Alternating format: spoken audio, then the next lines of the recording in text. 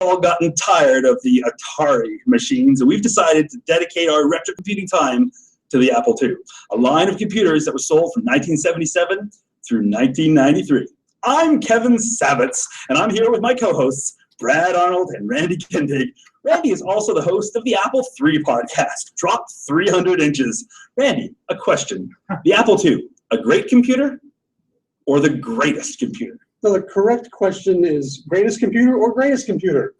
That is the correct question, and I know the answer. But first, my other co-host, Brad Arnold, who has just finished rewriting Grand Theft Auto 5 in BASIC for the Apple IIc. Oh, what's that sound? What are you guys doing in there? Oh, they're on to us. Come on, man, we gotta go. I think they hijacked our podcast.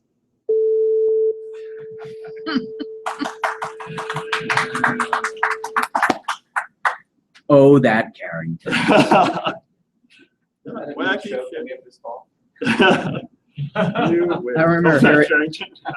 remember hearing that the first time. I was like, wait, where is this going? It's hilarious.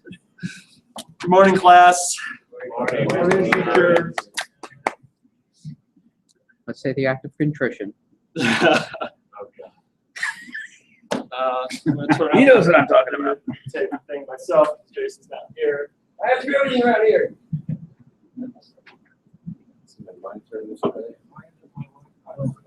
This is my big problem.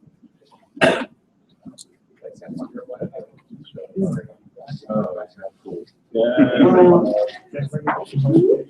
This is on now. All right. Oh.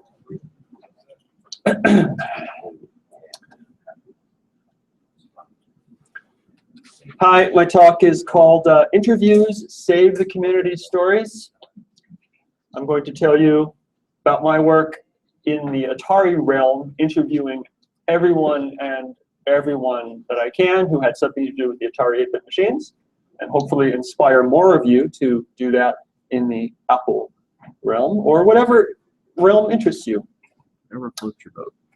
Whatever floats your boat. I am Kevin Savetz. I am one of the three hosts of Antic, the Atari 8-bit podcast, and it is a podcast devoted to the Atari 8-bit machines. I am, like I said, one of three co-hosts. We started this podcast. Oh, there's a logo. Started the podcast in June 2013.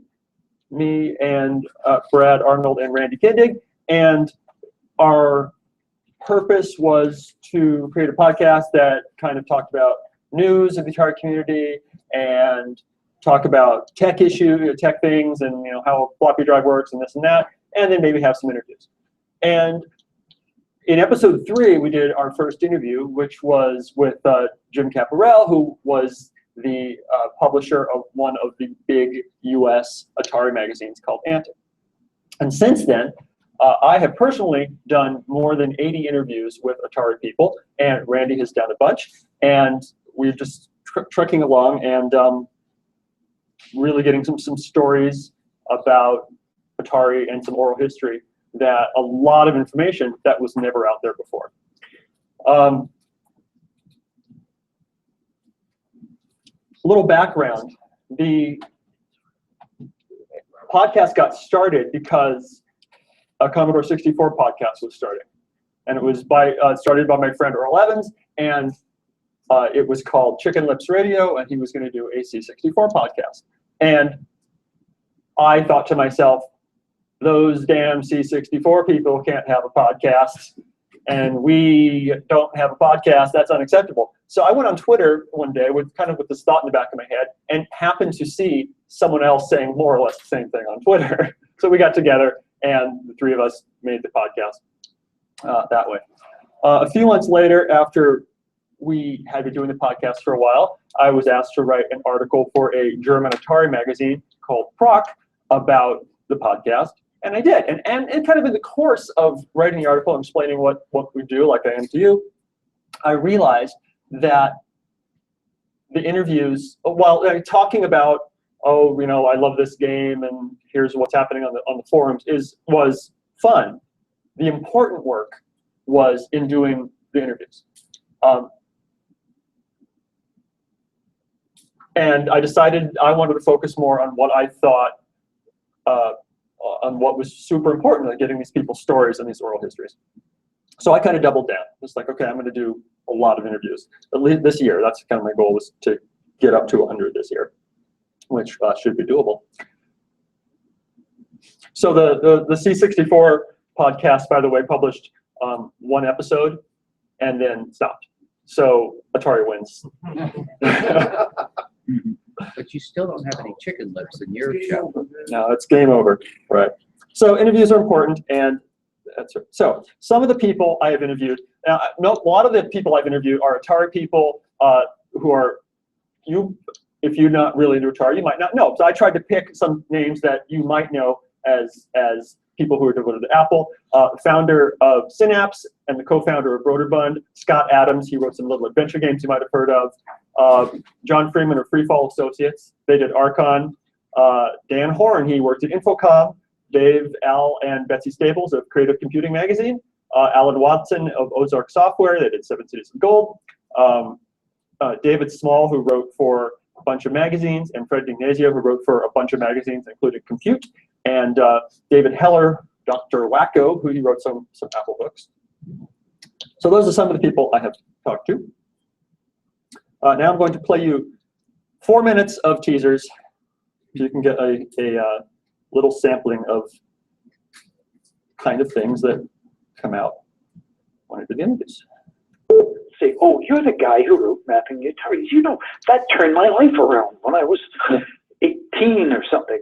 And it kind of came out of nowhere. I mean, we were repairing these things for over a year and really never had a problem with the keyboard. And all of a sudden, we're starting to get this rash of defective 800s with spacebar problems. True story. When we did Conflict, we had no documentation, so we literally started poking addresses to find out how to do things. Literally.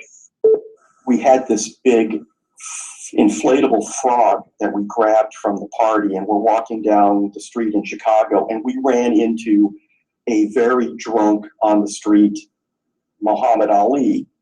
A young engineer came up to me and he says, you know, I am a professional software engineer now because I got so excited about writing software from your Dr. Wacko books. There was a competition between us and a number of other companies like Sierra Online and Sirius Software to see how many we could get on the bestseller list at the same time. And I think maybe the best we ever did was something like 6 products out of 30. I did play the game, and I kept killing E.T. He kept dying on me, and literally he'd have little crosses over his eyes, and I was going, my God, you know, nobody's going to like this. I met Steve Wozniak, and I was the first person that he had ever met who was taking computers into school, so he gave me the first Apple. So we have Apple I, number 1, and Apple II, number 10. Castle Wolfenstein, that was definitely a no-no in Germany. I mean, you know, that was just something you couldn't talk about, you just couldn't sell.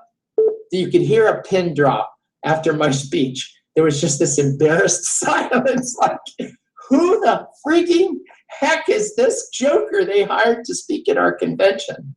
That place was a fiasco, okay? Like, that place was just, whoa. Money was being spent willy-nilly on all kinds of crazy things. People were sleeping with each other. People were cheating on their spouses. I mean, it's just crazy, crazy stuff went on. You'd be great, Miss Pac-Man. They made me Miss Pac-Man, and I always had to dress up for these events with this big Pac-Man costume. Oh boy, one of the probably worst cases of vaporware I've ever seen. I remember when I showed them the finished product, they said, that's great, except the monkey is too realistic. It's too scary. Kids will be scared of that monkey. At one point, there were, I think, we had 160 or so collection lawsuits against us. Alan Alda became the spokesman for Atari, right, and was doing all the TV commercials. And he was actually interested in the product set, and they sent him all the products. And so I was his contact for tech support, really, me personally. Mr. Alda's on line 1. And we had Clint Eastwood's Learjet standing by to get us there at the last minute, and we just kept telling him it will be ready for the show. And meanwhile, we're thinking, how will this ever be ready for the show? This doesn't even work in the shop. Wait, what's his name? The guy who started Atari. Miller Bushnell. was more open. In other words, the people there were friendly. It was fun working with them. It was fun, you know, writing stuff for them. And it was fun flying out there, you know. It was fun. But, you know, eventually it became a business, I think, you know, and then the fun stops. I spec out for 2 guys a 600 line a minute band printer with a quietized cover that cost $30,000 in 1980. It went right through, that was delivered next week. There were a lot of people involved in the creation of the personal computer and video game industry. We tend to think that it was all Steve Jobs and Apple and Bill Gates and Microsoft, but it wasn't. It was hundreds and thousands of other people who were participating and who were scrambling and who were creating and inventing along the way as well.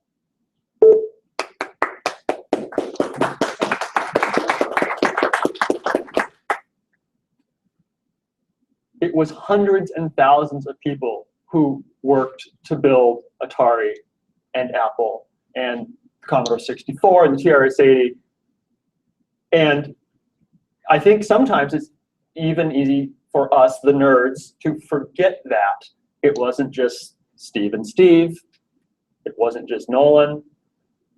And really, how many more interviews do we need with Steve Wozniak or Nolan Bushnell?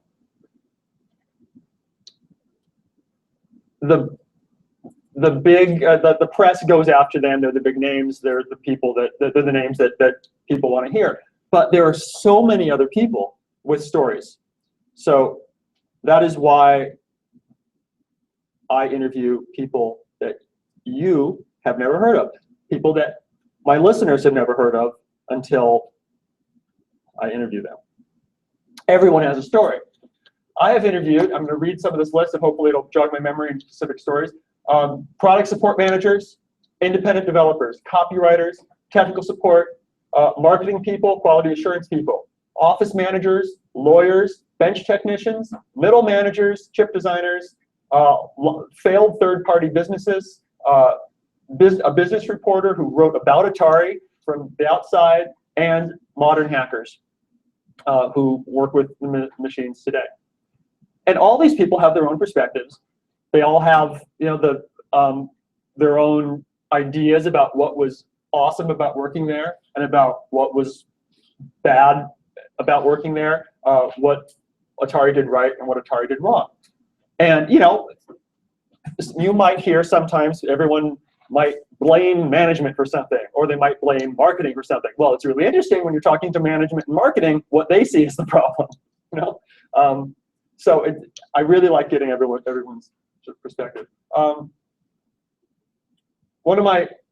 Couple of my favorite interviews have been with third-party companies making products and services for the Atari. That didn't work out, because we hear all the time about the successes, and we all know the magazines that were successful and the software companies that made all these bestsellers. But what about the ones that didn't? Well, I like their stories. I interviewed one of the founders of a online service that, at its peak, it was an online service only for the Atari machines.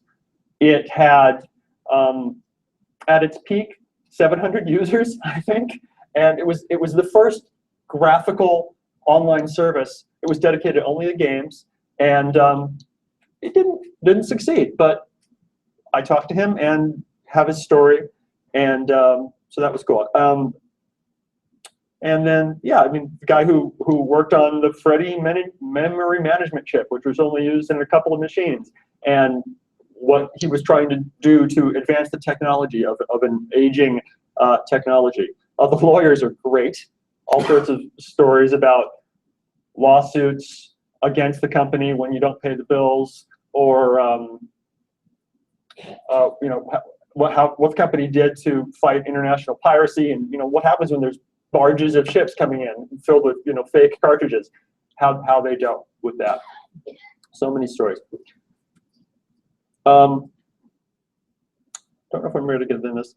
Yeah, I'll talk about some side projects. So the the interviews themselves have launched several awesome side projects. When I talk to these people, I often say, so, do you have anything in your basement, in your attic, any Atari-related stuff that hasn't been saved? I will lend it to me, and I will scan it. I will save it. I will digitize it. And many times they do. And because of that, I have been able to help bring to the Atari community some amazing things that were thought lost or never known before. Source code, I think I have a list. Get to that in a minute. Source code and design documents and videotapes and things like that. I interviewed Fred D'Ignazio. He wrote for Compute Magazine. He was an early proponent of technology in education. Education technology. And he was also a proponent of something that I didn't understand until I talked to him, of teaching adults not to be scared of computers. Now, from my perspective as a kid, and I think for many of you, it was probably all of you, you saw a computer and just like, that's interesting, I want to know more about that, have at it. And Fred told me that adults were just like, oh, I don't know, that looks scary. They were scared of it. They were literally frightened of computers.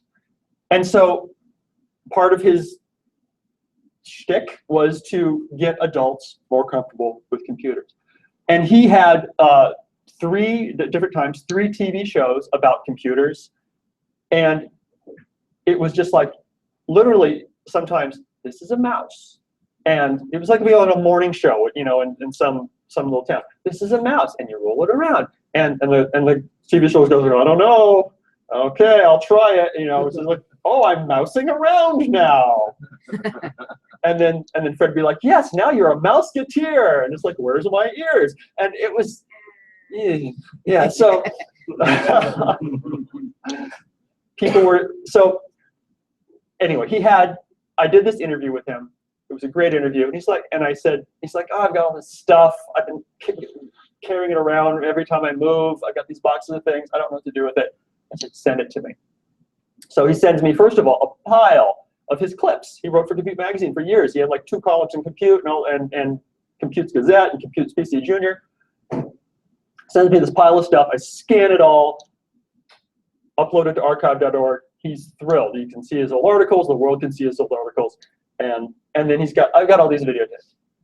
I'm like, great, send me the videotapes. So he sends me a pile of, I think it was 32 or 36 VHS tapes of stuff he recorded off the TV when he was on TV. This clip was Good Morning America. He's showing off an Apple II to Joan London. And there was a bank of machines, and there was an Atari there, and an Apple II, and some other machines, and he was just like showing different software. So this is just a still shot, not an actual clip. But yeah, he's like, this is a koala pad. And it's like, oh, okay. And the trepidation in the host's eyes, they're just like, okay, they're scared. And it's kind of funny. And so I digitized all those tapes. They're all up on archive.org. Fred's happy because he doesn't have to cart these tapes around anymore. After I was sure they're digitized, they went in the trash. And he's like, okay, now I have this pile of 20 U-matic 3/4-inch tapes. What do I do with those? And he's like, that's more of a challenge. So I looked around, tried to find a U-matic tape player, and I couldn't find one easily. And then Jason stepped up, and now they're sitting in his house, and he's going to digitize them for us. Right, Jason? Yep. Anyway, so that's one thing that on the side project that we have been able to save. And now there's all these old videotapes. Another thing that was there was he had a cassette tape where he was interviewed on All Things Considered about the Apple II. So we have digitized now up on archive the announcement of the Apple II that NPR ran. And it's like the Apple IIc about why it's different, who it's for, and you know, some commentary from Fred about that. So that's kind of awesome. This is another thing that we've saved. These are educational cassette tapes. The Atari had a thing where you could, with a cassette player, kind of a unique trick where you put the cassette player in. On one track there'd be data, and the other track there would be audio, and they could be synchronized. So it could play music while the game was loading or whatever. And for these educational cassette tapes, it would literally be like, what is the hypotenuse of the whatever, A, B, C, or D? And then, I don't know anything about math. I don't know why I tried to go in that direction for my sample. But it would give you 4 choices, and then the tape would stop. And then, you hit A, and like, that's right. And it was actual, not synthesized, it was actual audio pre-recorded on tape. Kind of cool.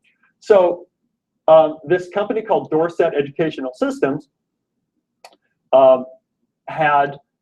they licensed to Atari 16 of these classes. And so those are pretty much widely available because they were sold by Atari. They were 8 tapes each. So like the full session would be 8 classes. So maybe it would be algebra. The 8 classes and 8 tapes. And fine. So those had already been digitized and online. They're in WAV format. You can load them into your Atari emulator and try them. But so those 16 were licensed to Atari. But Dorset made many, many more. This is almost all of them that they sold directly through mail order, through magazine ads. And these are super rare. So this guy contacts me, and he's like, I've got all these tapes. They've been sitting in my basement. You want to digitize them? I'm like, yes, I will.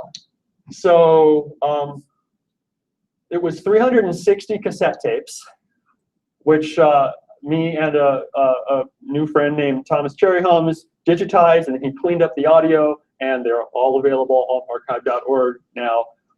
Took about a month to digitize all of this. And so it's funny, this company originally didn't have all this content because they used to make, before the computer realm came, they made film strips, educational film strips. So you learn about statistics or sociology or meat cutting through a film strip, and it's like, here, watch this film about how to chop up a cow. And here's your knife. Go through it, Anyway, so they converted those film strips to tapes, and then did that. So, and then here's a set of the tapes. This is basic psychology. So anyway, those are all digitized now. And then I just wanted to show you the beautiful art that Dorset invested in. This was on the side of every. They clearly wasted no money on graphic design and art. There have been many, many other examples of stuff. I mean, literally, not kidding, thousands of pages of Atari documents that had never been seen before because of interviews. Atari ran computer camps for a couple of years. They made computer camps for kids, as well as they tried a Club Med for adults, an Atari Club Med. Cool. And for these experiments, they created all sorts of curriculum, hundreds of pages, and then there was all the documentation for the people who work there. This guy had it all. You want it? Sit in my basement. Yes, please. He sends it to me. It's all digitized. It's all online. Thanks to the contacts I made through the interviews. Yeah. So early documentation, source code, the TV shows I talked about, development notes. Oh, there's this one game. With the Dog Days, but the other same guy, different. Claim Jumper. Thank you. This game called Claim Jumper, a reasonably well-known Atari game if you were a pirate.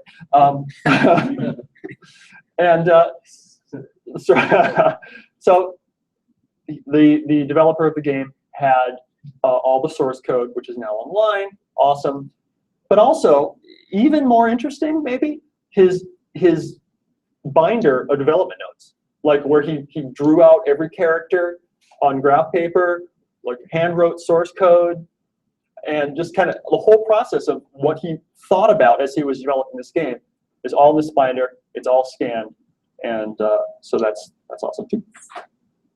Side project number 2, computingpioneers.com.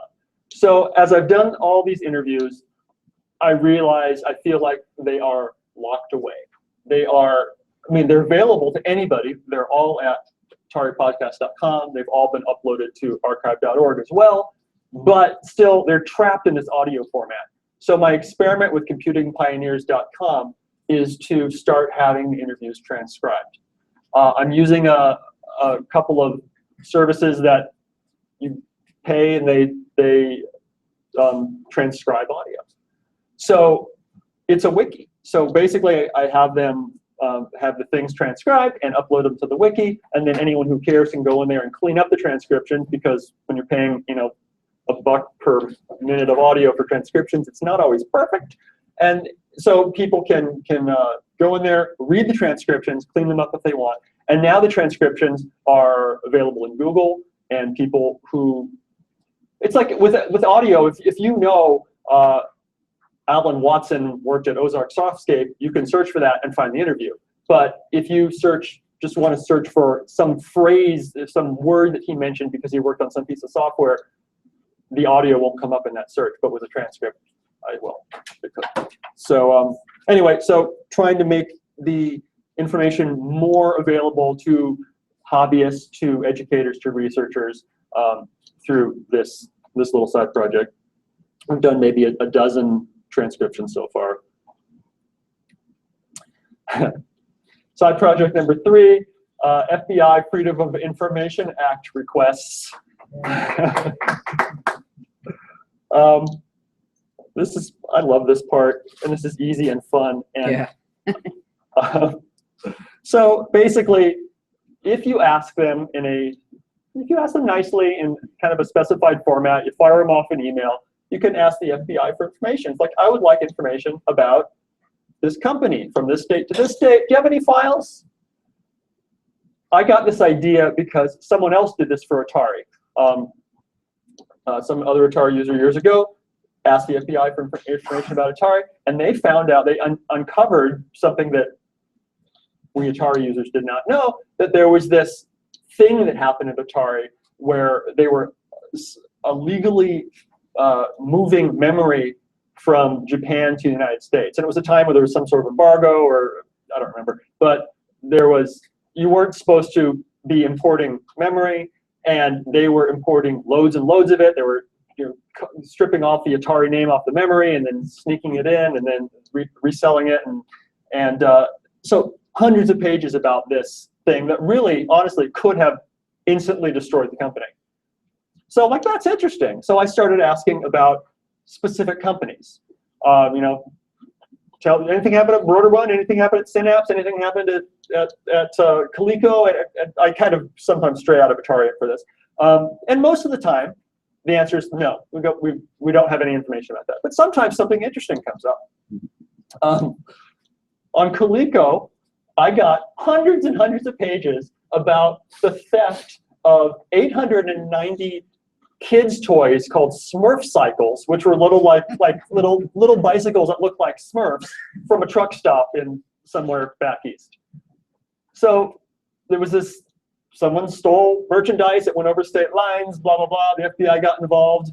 I was hoping for stuff about ColecoVision. There was nothing about that, but instead I got all this documentation about Smurf cycles. Well, you can read all about it. It's at archive.org. I told the ColecoVisions podcast about that in case they cared. For another project, I asked for information about Wayne Green. He was the founder of one of the first computer of Byte, which I consider the second computer magazine, and then he went on to do Kilobaud Microcomputing magazine, not Atari exclusive, but covered Apple and other things. Well, I interviewed him a couple of years ago. He's dead now. He was kind of a nut. I'm just like, I bet the FBI has something on him, and sure enough, they did. So I have about 50 pages of information about when they were looking into Wayne Green. They call him erratic. Oh, this one killed me though. It's not all happy. It's not all good stories. Tell me about Jack Tramiel. He bought Atari, late into Atari. He was the owner of Atari. And basically their answer was, yeah, we had some stuff. We destroyed the records. Sorry, SOL. Why would they destroy it? It's the US government. Who knows? Who knows? They're not supposed to have it after a certain amount of time, and they go through periods where they destroy them. They actually destroy a lot, and it's meant especially because the person died. But they'll also just destroy it because they're cleaning one particular building. Yeah, cleaning one particular building, which reminds me of another one. I don't remember the topic, but this one's still sort of pending. I asked for information about some particular topic, and they said, yeah, we have that. It's in a facility. There was a flood 4 or 5 years ago. We can't get to it. When remediation is done, ask again. Like, when do you have an expected date for remediation to be done? No answer. Is my request still open so that once it's done, you'll automatically go back and follow up? No answer. So, okay. Yes. I have 2 minutes. Okay, great. Quickly, okay, I want you to get interviews for the A.P.P.L.E community. I don't want to imply that no one has. Quinn and Mike have done a beautiful job of doing some interviews, but there's room for more. I mean, they really have. I love listening to Beagle Brothers and everything they've done, but there's room for more. On the Atari side of things, I've had certain Atari people, some of whom might be in this room, say, oh, I don't need to do interviews. You're doing them all. No, I can't do them all. I don't want to do them all because I want to listen to other interviews I don't have to do the work on. There's so many people and so many stories that if there's a little niche thing that you're interested in, whether it's a particular company or a magazine or whatever, you can do an interview. 2 minutes, huh? Find the people. That's number one. Find the people. Obstacles, they're not online. That's always interesting. I have called up many people on the phone that can work pretty well, or they're dead. They're dying away. Convince them to be interviewed. Some of them are too shy. I have a 10-minute interview with a woman who was just like shy, and she said no, and I asked again, she said yes. So we have this little interview, and she's kind of quiet, but you know what? We've got the interview, so that's awesome. Too busy. Some of them are still in business and working too hard. A lot of them, many have said, oh, I don't remember, it was 30 years ago. How am I supposed to remember? Well, you know what? People do manage to remember. It's possible. One guy had a stutter. He said he would not do the interview. We ended up doing an interview over email, and then my co-host Randy read his interview with me. Another guy had a stutter. He said no. Well, I called him up, and he's like, okay, I can interview. He's like, no, I can't do it. I have a stutter. I'm not going to do it. I was like, please, please, please. I have so many questions. And he's like, what do you mean you have questions? We ended up talking for more than an hour, even with his stutter, and he let it run. It's fine. So, and one guy has voices in his head. He has mental health problems. And that was another email interview, but I got it. It was good. Pre-interview, sometimes I will call someone up or say I want to interview. Sometimes I'm like, great, let's go. Call me up right now. We'll do it. It's like no prep, no, just go. And some people I have to kind of finesse for weeks. Do a pre-interview, explain what I'm doing, get their trust. Do the interview. Freeconferencecall.com is a great tool for people who are not technically inclined. You have them call like a conference number, and you call the conference number. You turn on MP3 recording. You just talk on the phone. They don't have to use Skype or anything. And then when you're done, you hang up. Free conference call sends you an MP3. It works. If they're more technically inclined, I like to use Skype because the quality can be better. Edit the interview, publish and promote, upload it to archive.org in case your website ever disappears. And that's it. And there you go.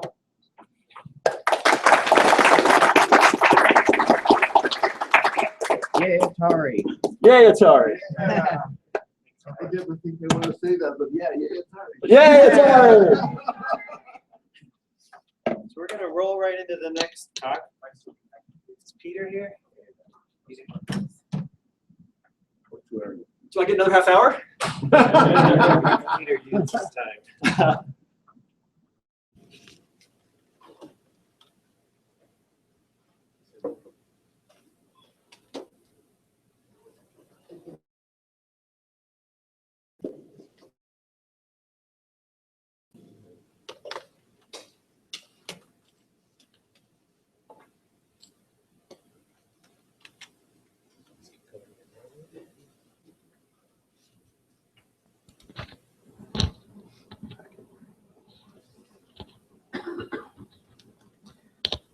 So after Peter, we're going to have a short break, and then we've got a couple more sessions this morning. But Peter's going to do What Happened to Logo. Thank you, Peter.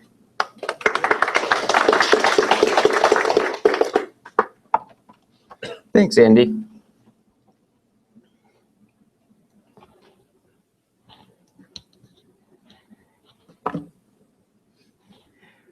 Over the past couple of KansasFests, I've talked a bit about logo. I gave a session, I think it was 2 years ago, about introduction to logo programming. I've talked about robots with logo, and all this stems from the fact that my first introduction to computer programming was in 3rd grade with logo, particularly Apple logo, the original DOS 3.3 based logo. And a few years ago, I rediscovered logo and realized what I didn't know at the time, that logo is not just a limited programming language for kids. It's not just turtle graphics. Logo is a real programming language with a lot of research behind using it to teach. And it was developed in 1967 as one of the first ways to get kids using computers. In 1967, the personal computer was just a dream. So the idea that you could have a programming language that was easy enough and approachable enough that a child could actually learn how to use a computer was really revolutionary. This is a quote from Logo Update, which is one of the newsletters for Logo. I don't know how long Logo Update ran, but Logo Update is archived on the MIT website. I don't remember the URL offhand, but Google will find it for you. And so in 1994, someone wrote this, looking back on Logo. When Logo was first introduced, it provided the only avenue for children to control a computer. Logo was developed at MIT by computer scientists and educational researchers. There's a lot of roots in the Lisp programming language. Lisp is a fantastic programming language, but it also has a steep learning curve. It's difficult for children to learn things like matching lots of nested parentheses. It's difficult for children to learn prefix notation for math. Most of us learn math with the operator in between the number, like 3 plus 3. But languages like Lisp turn that around, and then we'll say something like plus 3.3. And it's a barrier to entry. Logo is a lot more than just the logo language.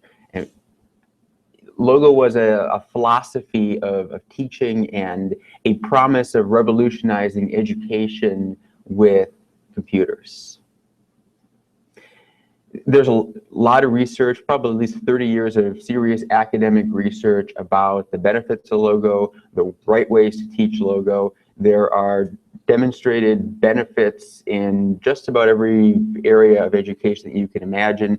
A lot of it in geometry and mathematics, but also research in language arts and other things you might not expect, and also social benefits from using Logo and learning to interact with your peers, solve problems, and recognize that a problem is not a failure, it's something to go ahead and fix.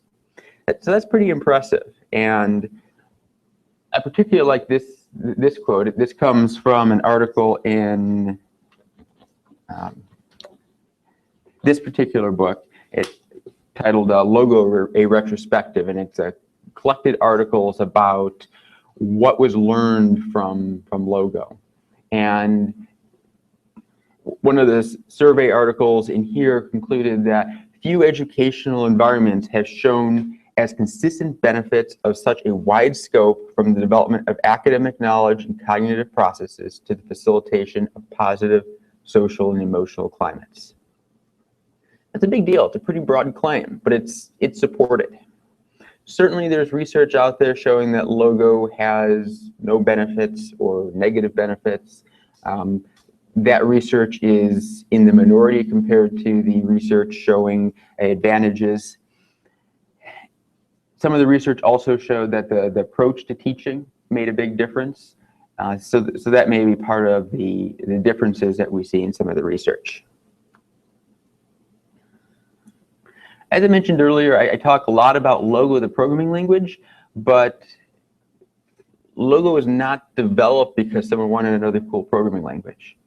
It was developed because there was a said this already, but I'll say it again because it's important. Logo is a philosophy of education, a promise of revolutionizing the educational system using computers, because computers are seen as a fantastic and infinitely flexible tool to think with. Consider creating virtual environments within the computer, being able to challenge premises, try things, make mistakes, and with very little cost and effort going back and changing those. But all was not well. By the time we got to 1986, this fantastic vision of revolution was withering. At a logo conference, and yes, for a while there were annual and sometimes several annual logo conferences. In 1986, two logo leaders, Brian Harvey and Bill Higginson, told the audience, "Whatever happened to the revolution?" It's a pretty big statement. Go back and look at any of your Apple II magazines or any magazine for whatever your favorite platform is. You will very frequently find ads for versions of logo, articles about logo. So whatever happened to the revolution?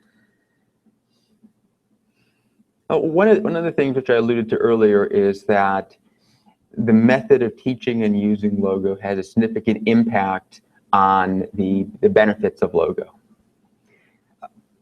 Many times technology was introduced into a classroom, but the teacher didn't really understand how to teach it. They didn't understand the vision. The benefits were limited. So there's a significant learning curve for the teacher to figure out how to introduce this into the classroom effectively. This was written in 1994. And another big part of it is, in many ways, logo is a transition from the unapproachable computers of 1967. And then we finally had the personal computer, and we could actually put computers on individual desks in individual classrooms. It was a huge boon to the vision of logo because everybody could have a computer. Everybody could have logo. But logo is very much tied to in many ways, the text-oriented mindset of 1967 to the 1970s. And as we started getting more capable computers, logo had a tough time catching up. You take a look at some of the later logo ads, and usually many of the bullet points that the ads emphasize are multimedia, color, graphics. And logo was struggling to catch up with the fancy graphic capabilities of, it was 1986 on the earlier slide. And it proved difficult. And in many ways, hypermedia was the next step. Things like HyperCard and HyperStudio, because those were designed around the idea of graphics, graphical user interfaces, point and click. One of the premises of logo is a low barrier to entry, but a high ceilings. But as technology changed, there were other approaches, other technologies, other programming and learning environments that had that lower barrier to entry. This was also an article in the book I mentioned, and observe what I just said, that hypermedia took over some of the spaces that logo was filling. And today I suggest that hypermedia has probably been taken over by the web and the internet. That's the lower barrier to entry, because anybody can pull a phone, a tablet, whatever out of their pocket, and now they have this rich environment to learn and explore. But despite that disillusionment, I think that there's a lot that we've forgotten about logo, a lot that we can take away from logo and adapt to how we're learning about and teaching about computing technology today. Even more so than in the 1980s, I'll say literacy, but I mean more than that, I'll explain in a minute. Computer literacy is even more important than it was in the early 1980s, because everyone has a computer. I think everyone in this room has a computer in front of them.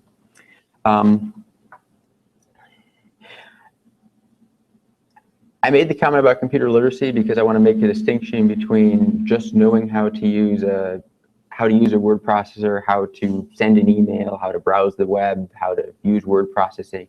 I clump that together as computer literacy, but I think more importantly than that is understanding how a computer works, how the technology works.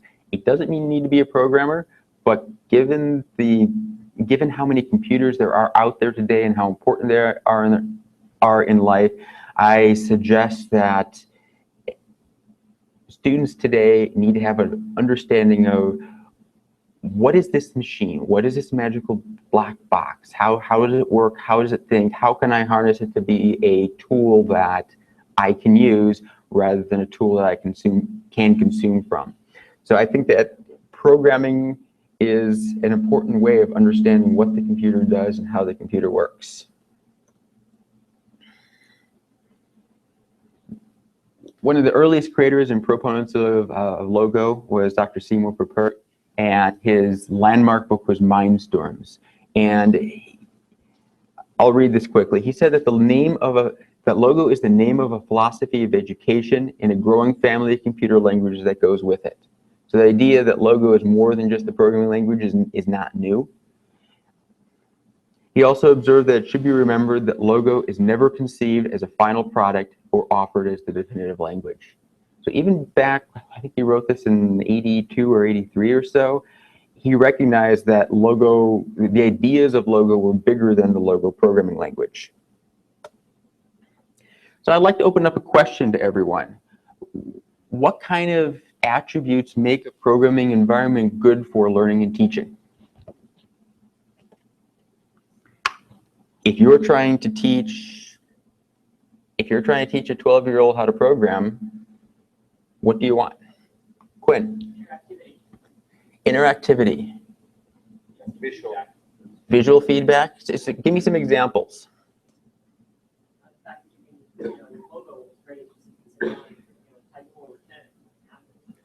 Yeah, that's really powerful. A lot of programming languages today intended for children require computers and cables, and try to program an Arduino. It's not interactive.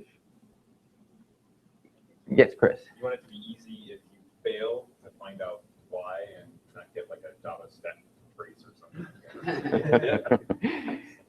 Nice failures.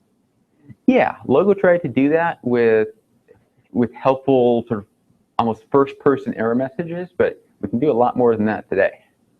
So yeah, it's important to get the feedback about what you did wrong so you can fix it right away. Yeah. As an example, the Bobot is a project, Mm-hmm. and it reminds you a little bit of the turtle in that you get feedback immediately, number one. But I just recently taught a 12-year-old who had no experience about how to program this robot that would run around the room and do tricks. And I think that's kind of the same. And the feedback was unbelievable. He picked it up in less than a day. Yeah, I really like robots because it's something you can see and touch and poke. You can sit down on the floor next to it, get your feedback, hopefully immediately if you have the right programming environment to go with it. And the Bobot, I think, is from Parallax, if I remember. It's been around for a while, designed for education, but there's a lot of other robots out there. Yes? What about just drive of the programmer, wanting to reach a goal, to do something with, have a goal that his programming ability will enable him to reach? So a goal that his programming ability will allow him to reach. Yeah, but part of that goes back to some of the research on Logo where they observed that having the right instruction, the right teacher to go along with it is really important to provide the student with some tangible goals, tangible accomplishments. What else would you want to see? I wanted to dovetail off what Quinn said. It's simple yet flexible contexts in the language. I mean, you don't want to throw pointers and things like that at a 12-year-old or complex looping structures, those types of things. Keep things simple but yet flexible. Yeah, so Logo tried to do that. It is a weakly typed language, which means that you don't have to deal with it as a character, as an integer, as a floating point. And about 6 months ago, I was trying to teach I think it was a 7th or 8th grader some basic programming concepts using, it was LabVIEW at that time. And it was really difficult because I had to explain data types to someone who didn't even know what yeah, what is a data, what is a loop, and now I have to explain a data type because the language required it. My experience, and I'm a visual designer, so my experience is that a lot of people get things visually faster, and if you do something that you get an immediate graphic response, it's a lot easier that people will consume that than if you give them concepts. Because concept, you got to think about it, you got to chew it, you got to understand it. But a graphic thing that you do 2 + 2 and the mouse will move, that will immediately say, oh, so it will move. I'm going to try something else. So they can see feedback immediately, and they don't have to think about concepts. Yeah, I've heard this. I've heard several people share ideas about you need that immediate feedback, the interactivity, and do something, see the result. So are you talking about something like turtle graphics to go along with that interactivity, or you're talking about seeing the result immediately in interpreted language? I would say seeing the result immediately. Like, normally in programming, you got to do 4 or 5 things, and you got to think that what's going to happen, imagine what's going to happen. And it would be nice to be looking at the results in real time, you know what I mean, graphically. And I'm doing it, and, I don't know how to do that, but that would be nice. I put line 10, and I see something appearing. Line 20, and I see that it starts moving. And line 30, and so I can see what's happening real time, so I can understand easily what I'm doing. Yeah, I agree with that. And the Apple II did a great job with that. Turn it on, you have AppleSoft Basic, you can immediately type something in, see the results, and once you figure out what it does, then you can put a line number in front of it and you can start building a program out of it. But at any time, you can stop and experiment. You can use the immediate mode. Quentin? I think Ruby growth as well, which Logo also did really well, like the layer iteration of Logo Writer, when they started layering on sprites and text formatting and pattern filling and so on, where you can start to build little games and things. You're still in your familiar environment. You didn't have to learn a new language when you started to get comfortable and your goals got bigger. Logo had that ability to grow with you. Yeah, that's a good point. Scratch and Blockly are 2 graphical languages that are designed for teaching particularly young children. And the advantage of the graphical approach is you get that visual cue about what the syntax is. I mean, if the blocks don't fit together, it's pretty obvious that something's wrong. Whereas in a text-oriented programming language, you have to type something and know the syntax, and it's not quite as obvious, and that lowers the barrier to entry. But if you're trying to write a larger program in these graphical programming languages, you really quickly have challenges. You start filling up your screen with these blocks, and it's hard to do things like procedures and other, I'll call them basic programming language concepts. You get to that ceiling very quickly. You see that with like the Lego programming language, It's very graphical. It's not a lot of effort, but it's fundamentally extremely limited. And even an average kid of a certain age hits that wall, that ceiling really fast, and then you kind of run out of things to do. Yeah, that's a good point. Any other thoughts, Sarah? Just basically empowering kids, because especially these days, kids are overscheduled, everything is so prepackaged, everything is consumption-based rather than creation-based. So just in general, like you're saying, you don't have a lot of breaks, you don't have a lot of freedom, but like this is an environment where you can learn control and use that to make something that is more in your interest. And I just think that's so cool, and I think we're losing that kind of fast. Yeah, that's a good point. Mike? Just as some context here, programming, I never learned how to do it, and it's something I deeply regret. And part of that issue was there was really no support structure back when I was a kid for that kind of thing. There were books, I could do books, but my parents didn't know anything about it, and the schools that I was going to, I think they had an Apple II for a K-8 school, 1. So it never got used. And so I'm very much hopeful that we learned that giving kids the space to learn at those earlier ages and be able to teach them as children makes for, I think, connections that you can make as your own mind just grows and you grow up. Because nowadays, as a 44-year-old person, I go to people and I say, hey, I want to learn how to program. And they're right into the way to teach adults. And they don't realize that I never went through that, you know. So I have to say, okay, wait, come back. Yeah. I don't want to go to the turtle, but I would like to go back a little bit. And I find it's interesting that it boggles, I think, some folks' minds. Like, how could you not know, about hexadecimal binaries? You know, I didn't have the structure. I didn't live in a place where those schools were really into pushing that. Mm-hmm. And so we never had, or the places I went never had logo. We were really into original sin, but we weren't into logo. So, I'm hopeful. I look around and I see, like my brother's kids, and I see that, they are getting more involved with computing and trying to teach us fundamentals in a way that kids can comprehend. And I hope it continues. I really do, because there can be long-lasting effects to not doing it. Yeah, programming is a different way of thinking, and you really need to at least understand that way of thinking to effectively use the computer. It takes a long time to figure that out. Yes? I think you have to be really high quality and focused examples for the kids to start with and look at. It's usually easier to modify something that already exists than to try to come up with something from scratch. So to be able to look at something and then modify it from there. I found that was a much more effective way to get some of the concepts. So they can start small and then continue to more of it as they go along. Yeah, that's a good idea. Honestly, that's how I learned how to program. I learned how to program by typing in programs from Neubauer magazine, and I changed it slightly.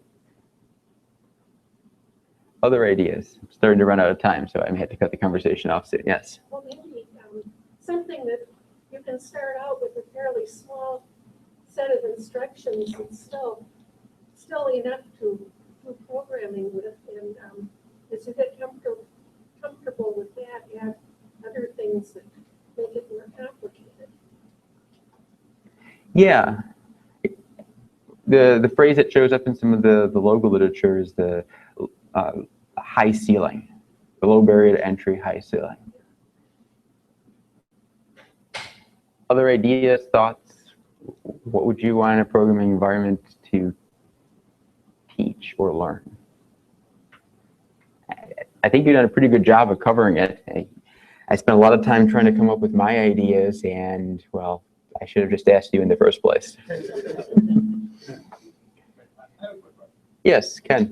So you just said you spent a lot of time thinking about this, and logo as an educational tool is something you've been speaking about at KansasFest for years and writing about it in UCS. As far as I know, though, you're not an educator, so why are you interested in this angle? Sorry, I'm getting some sort of feedback here. Okay.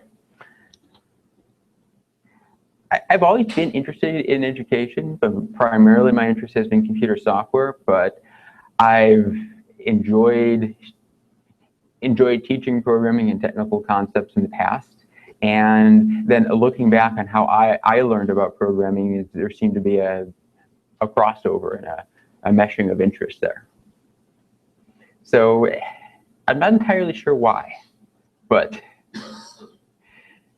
it's an interesting intersection for me of technology, learning how to solve problems with technology, and education. Maybe you missed your college. Maybe I did. Here are some examples of where the ideas of logo show up in modern day software. The two big logo companies for the Apple II, Terrapin and LCSI, are still around. They're still selling versions of logo. I will briefly show you Terrapin logo. This is the demo version that's available free from their website.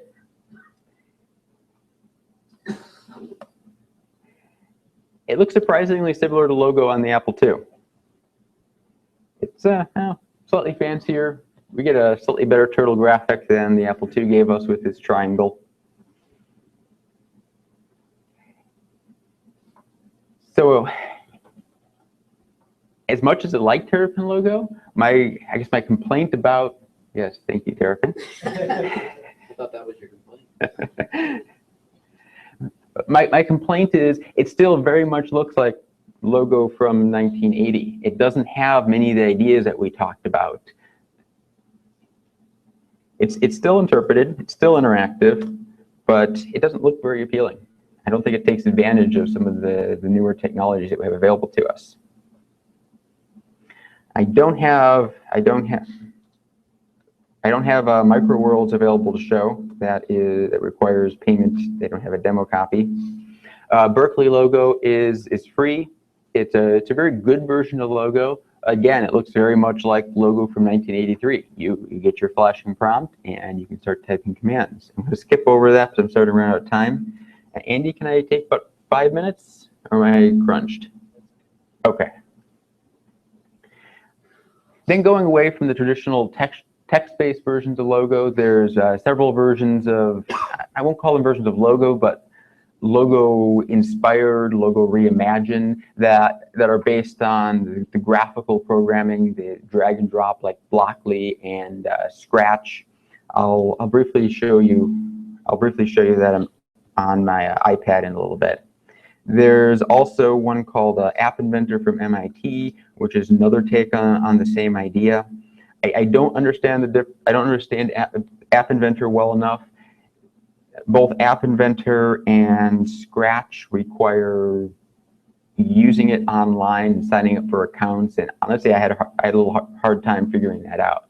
So in many ways, that's the barrier to entry, because if I can't run the programming environment in 2 minutes or less, I'm discouraged. I can only imagine how a child is discouraged. I do have Star Logo. This one is free.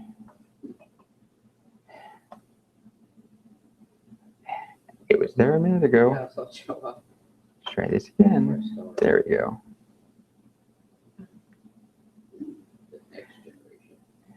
So it's kind of cute. You can see an example of the block-based programming language behind it.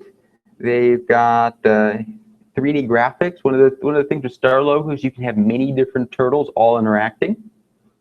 There's a nice almost palette here, so you can choose commands and we can create a simple one with, let's say, forward and back, and then we can, I think it's under controls, we can create a loop. Nope, not controls. Okay, somewhere in here there's a while loop. Here we go. That'll work. So it's nice. It's drag and drop.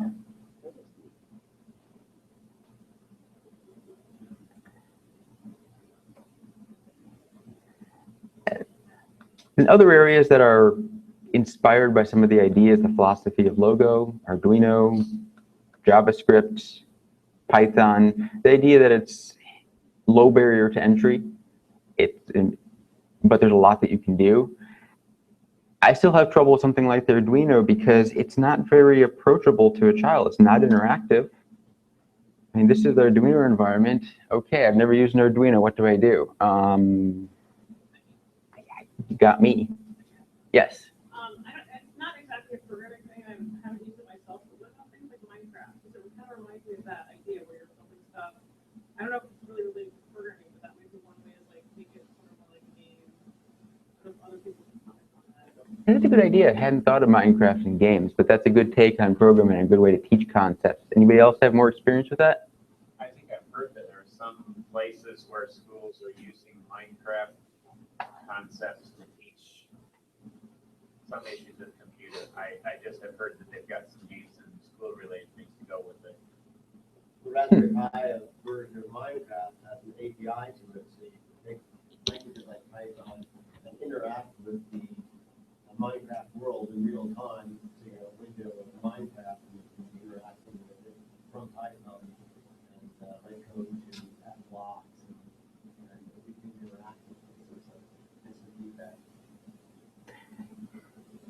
Interesting. I'll have to learn more about that. That's a good idea. Everyone likes games, so why not hide programming in there? I like that idea. So a lot of this comes down to my hypothesis that logo, both the language and the philosophy, still remain relevant and useful today. Even though most of us and most companies have forgotten about logo, I think logo is still very much alive. And given the body of research behind logo, I still think that there's a lot that we can learn from logo, a lot that we've forgotten about logo. So motivated by that, I've been working on an iPad version of logo to explore some of these ideas. There are versions of logo out there for the iPad right now, but they're still very tech-centric. They're popping up a keyboard on your iPad and expecting you to use the keyboard on the iPad. That's not what the iPad was designed for. It was designed for touch and interactivity. So my efforts to develop logo on the iPad have been a platform for experimenting with some of these ideas. I still have a very long ways to go. I'm still at the type in text keyboard stage, but I think I have a foundation for exploring some of the crossover between the interactive aspects of logo and learning and interpret the language. Something that you can grab your iPad, sit down on the floor or wherever. It makes it very convenient. Ways of giving immediate feedback. What I call visual debugging.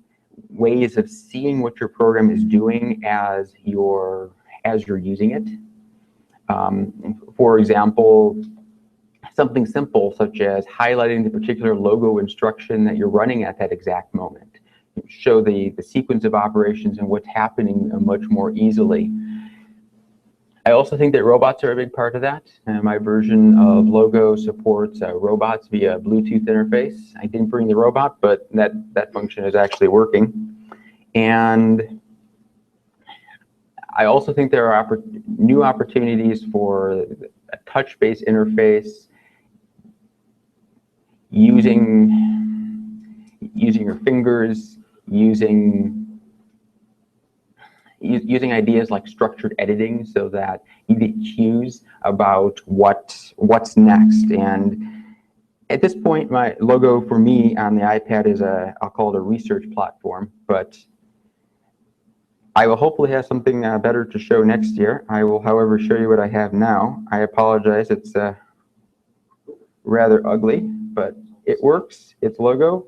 I desperately need a graphic artist. But you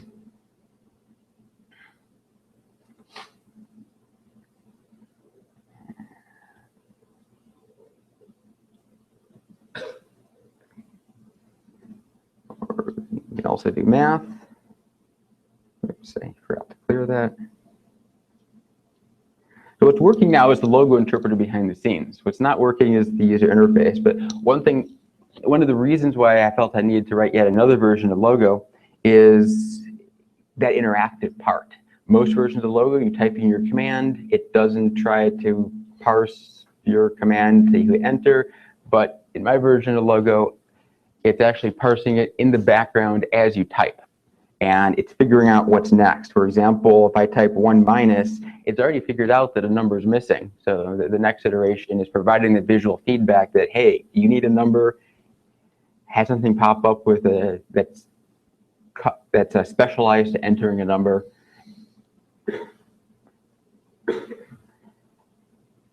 So those are my experiments and ideas. I appreciate everything that you've shared with me, and I'll take that as inspiration. Hopefully have some realization of that to show off next year. Questions? Brief questions. This is brief. The recommendations that were coming up the top of the keyboard when you're typing, are those created by you, or is that just Apple's? Right now, they're Apple's keyboard recommendations. They will be my recommendations. Take a look at some other Apple apps like Numbers, where there's a custom accessory view up here that shows context relevant information. So my goal is if you type forward, this whole keyboard changes to be specialized to entering numbers. Cool. Okay, great. And if you type F, it suggests commands that start with F. Not there. It's more work than I thought. Anyways, I thank you. Look, if you have other ideas, feel free to talk to me later. Thank you.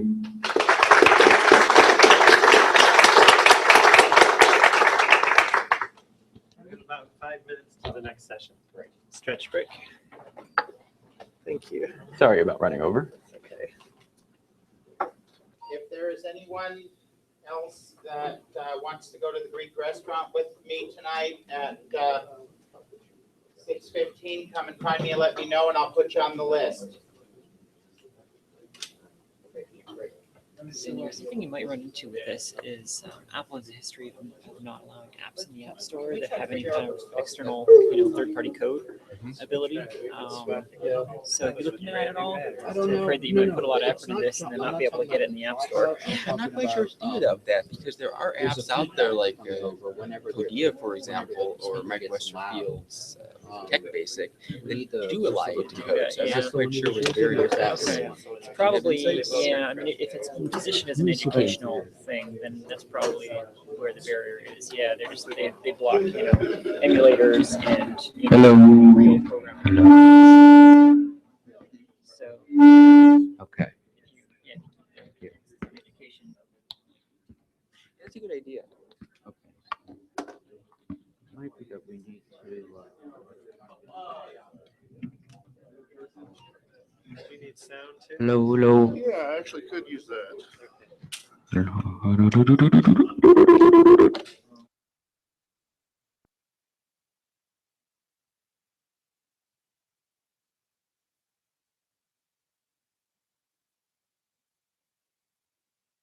if I do that.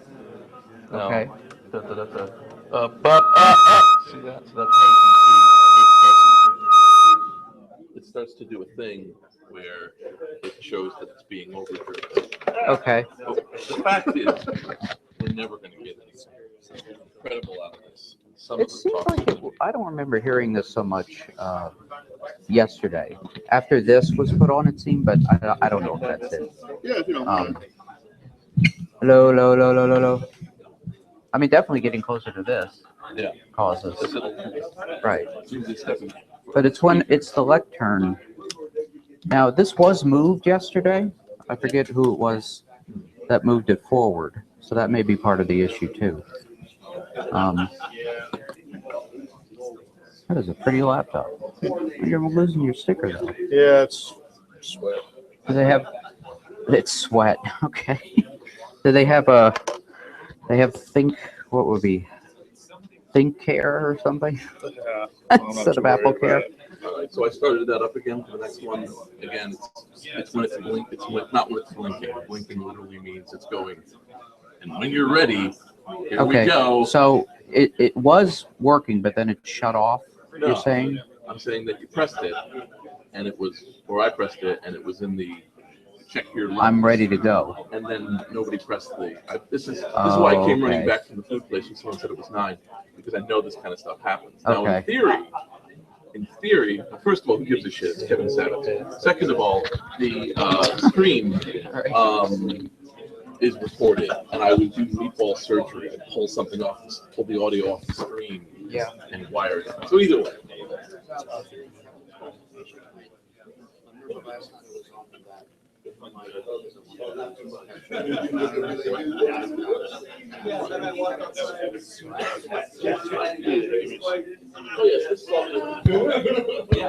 Test.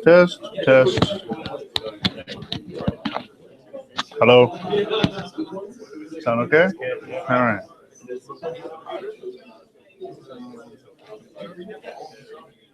So what's going on here?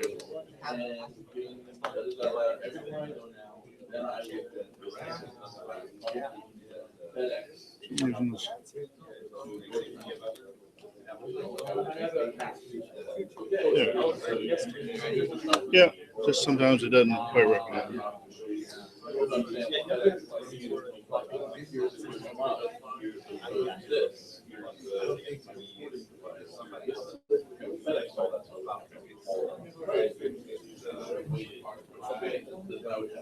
Yep.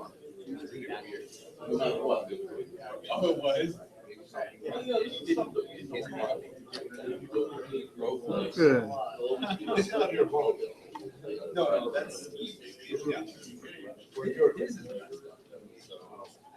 Yes. All right, we're going to get started. I just love the We're going to get started with the next session.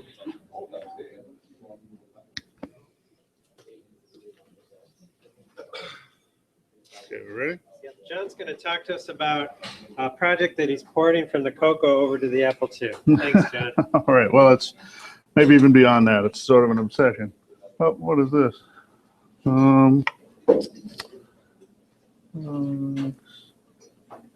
Okay, so let's talk about Fahrfall. So, okay, who am I? I'm John. Did you guys see my session yesterday? I don't know. This is me, a picture of me displayed on a Cocoa 2, using a flicker video mode between two separate video modes to get an extended amount of colors. So normally a Cocoa doesn't look this good, but okay. All right. So this talk is about Fahrfall. So Fahrfall is an 8-bit microcomputer game. I developed it a few years back as part of the Retro Challenge event. We'll talk more about that in a minute if you're not familiar with it. It's gone beyond just simply being a game for me. It's a vehicle for creative retro computing in a variety of manners. There's been a lot of side projects that have shot off from it. So there, it's a gateway to other projects. So if you're not familiar with Fahrfall, gosh, this is what, KFest. I don't remember this. Oh, ED 7F139F. All right.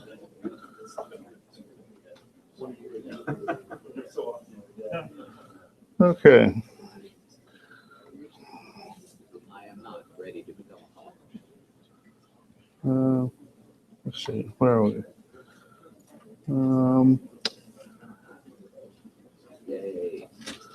Something. All right, stop. Okay, a little hard to do this over your shoulder. So this is the gameplay example of Fahrfall. This is the Cocoa version. And where's my mouse? There we go. So, sorry, this is taking a little longer. Anyway, listen to the joyous sound. Okay? It's a little gravelly, but. Well, there you go. There's a little sample of the new intro music for Fahrfall. I've also got a little prelude and then the in-game music. And if you manage to get to a high score, I've used that. Just give it a few minutes there. Sound effect in the high score entry screen. So anyway, I thought you might just like to see a sample of current gameplay. So here we go. That speech synthesis is amazing. So yeah, it's a pretty simple game. The platforms move up. You try not to fall off the bottom, and you can't go to the top. Tones have kind of you may see here, there's a flames, they flicker. Gravelly sound to them. Anyway, sort of a product of the way they're being produced. So you can hear the lovely musical tones. Discuss that a little bit later, but anyway, pretty much either where did I get tone or nothing at all. And I think the in-game music experience. All right, so that's probably enough of that for now.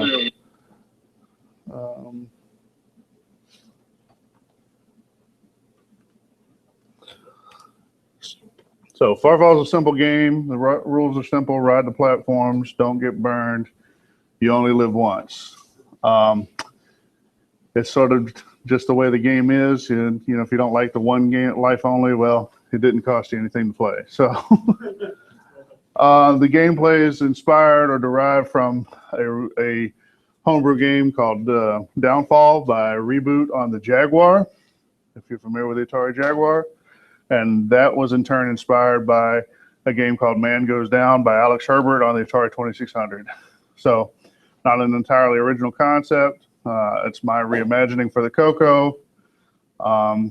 Anyway, I like it. It's popular in the Coco community. So why did I do Fahrfall? Well, there's a number of motivations.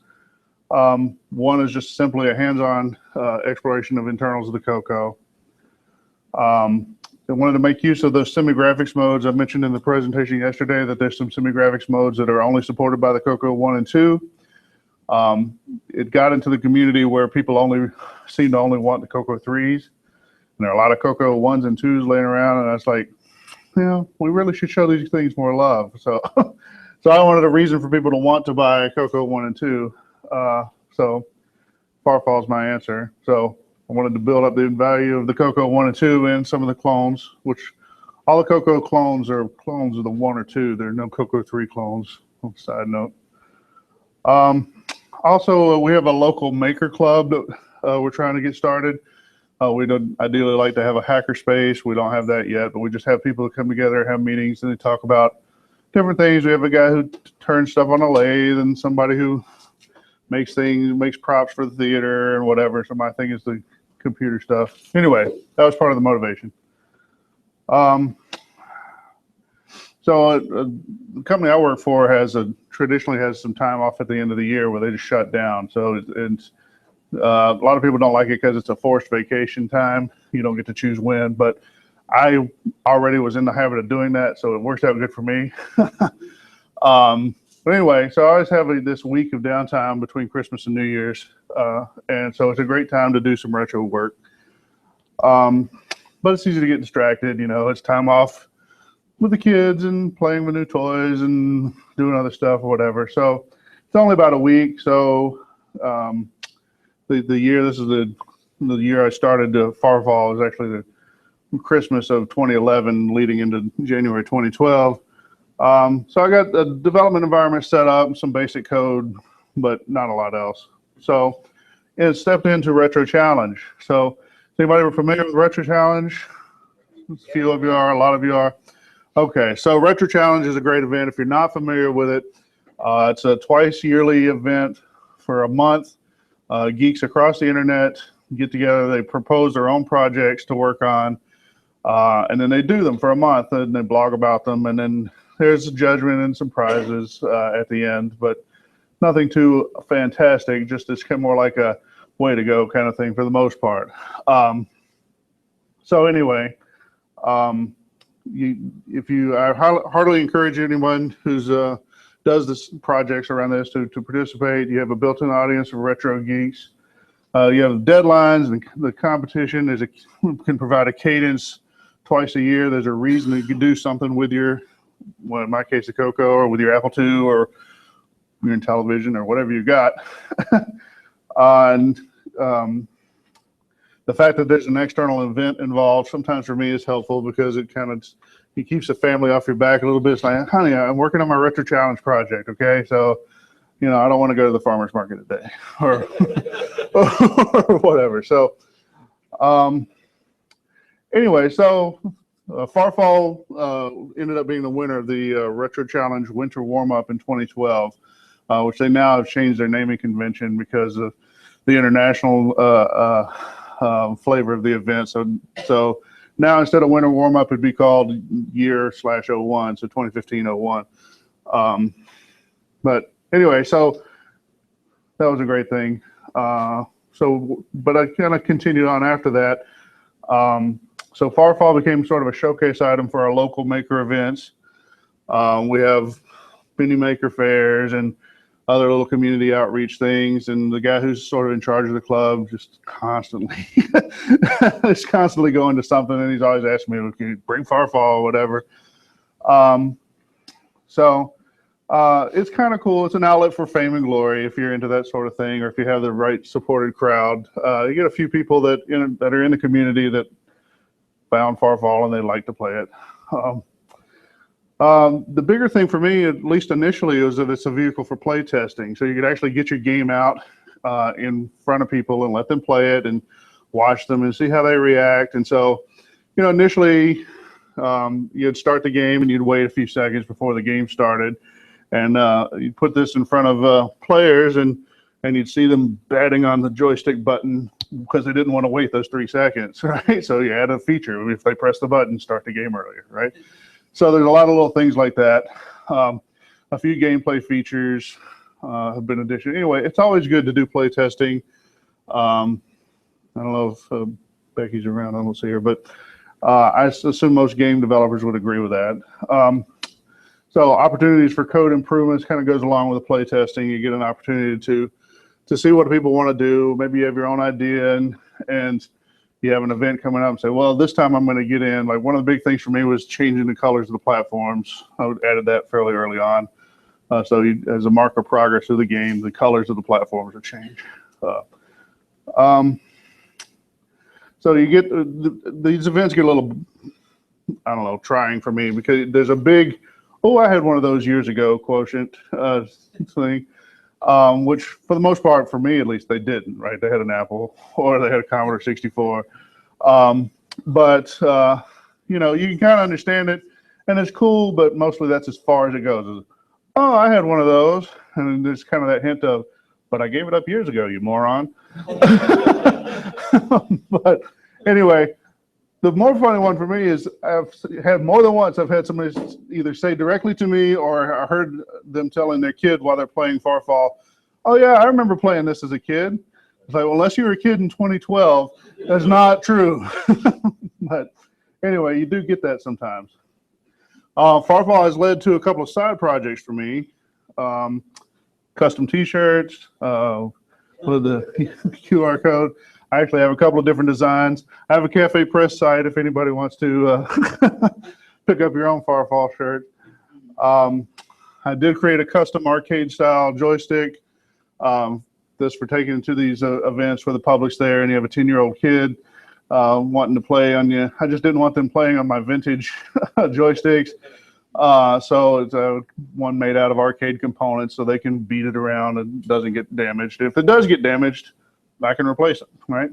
So funny one, it actually got into some plastic casting in an effort to produce shells for game cartridges. And I have one in work in progress. I have a bar top style arcade cabinet that I've built. Like it's really designed for people to do like MAME cabinets or whatever. I intend to put a Coco motherboard in there and have a dedicated Fahrfall cabinet. I might. You never know, right? Anyways, there's the Fahrfall joystick. The Maker Club guy has a CNC machine, so he's actually took Fahrfall graphics and the software he has will change the different colors into different depths on the machine, so you get the same texture or whatever. Anyway, this is a hand cast plastic resin cartridge. This is the top of a cartridge shell. If you look, you can probably see this little outline at the top where I have it's a open faced one-piece mold. And so you pour in the resin and it kind of laps up over the edge. So it has to be sanded. I don't have a picture of the arcade cabinet, sorry. So anyway, the saying, no piece of art is ever finished, it's just abandoned, right? So I had trouble for a while with Fahrfall. It was like it's just not really done. I kind of was like, well, you can play it. Some people liked it. The people who liked it really liked it. A lot of people didn't like it. I don't know. I had some other ideas for things I wanted to put into it. Wanted to put in little power-ups where you did something to be able to change the gameplay a bit.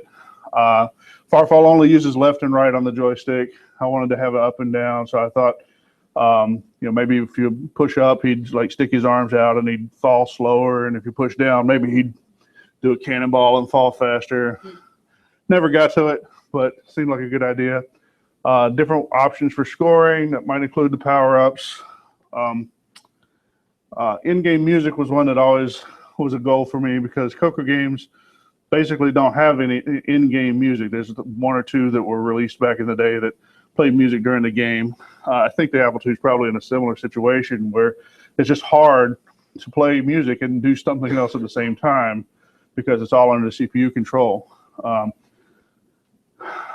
then, of course, everybody always asks, does it get any faster? So originally, it just was the same speed the whole time. So, it was just kind of cool. If you like the game, you could just play, whatever. After a while, it gets a little monotonous, and most people end up dying because they got bored more than anything. So anyway, after a while, I kind of let it sit fallow for a while, but eventually, about a year ago now, I guess I got back into it. Did a couple of odd bug fixes. There was one, it has a high score screen. There was a bug where if you held down the button when entering your initials, it would just boom, boom, boom, boom. So I fixed that bug, a couple other small ones. I added a continuous incremental speed increase. So originally, the speed was just a simple counter of how many frames you went through. So many frames, you'd advance a line. And that granularity is a little rough. So, you get to a point where you do one more line and it's too fast and one fewer line and it's too slow, or vice versa. Anyway, difficult granularity. So I changed to use an overflow timer. So you could essentially do a fractional count on the frame so that you could sort of increment at a broader range of increments. So then I changed that so that as you advance, the count advances a little bit, so you get a little faster every moment that you play.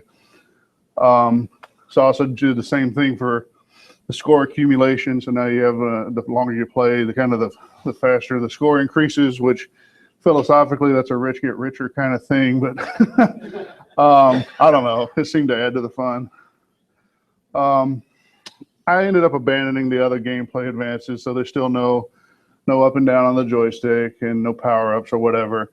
The guys that did Downfall on the Jaguar eventually came back and did a Downfall Plus, so maybe someday I'll do a Fahrfall Plus, but right now it's not in the plan. We'll see. Maybe. For now.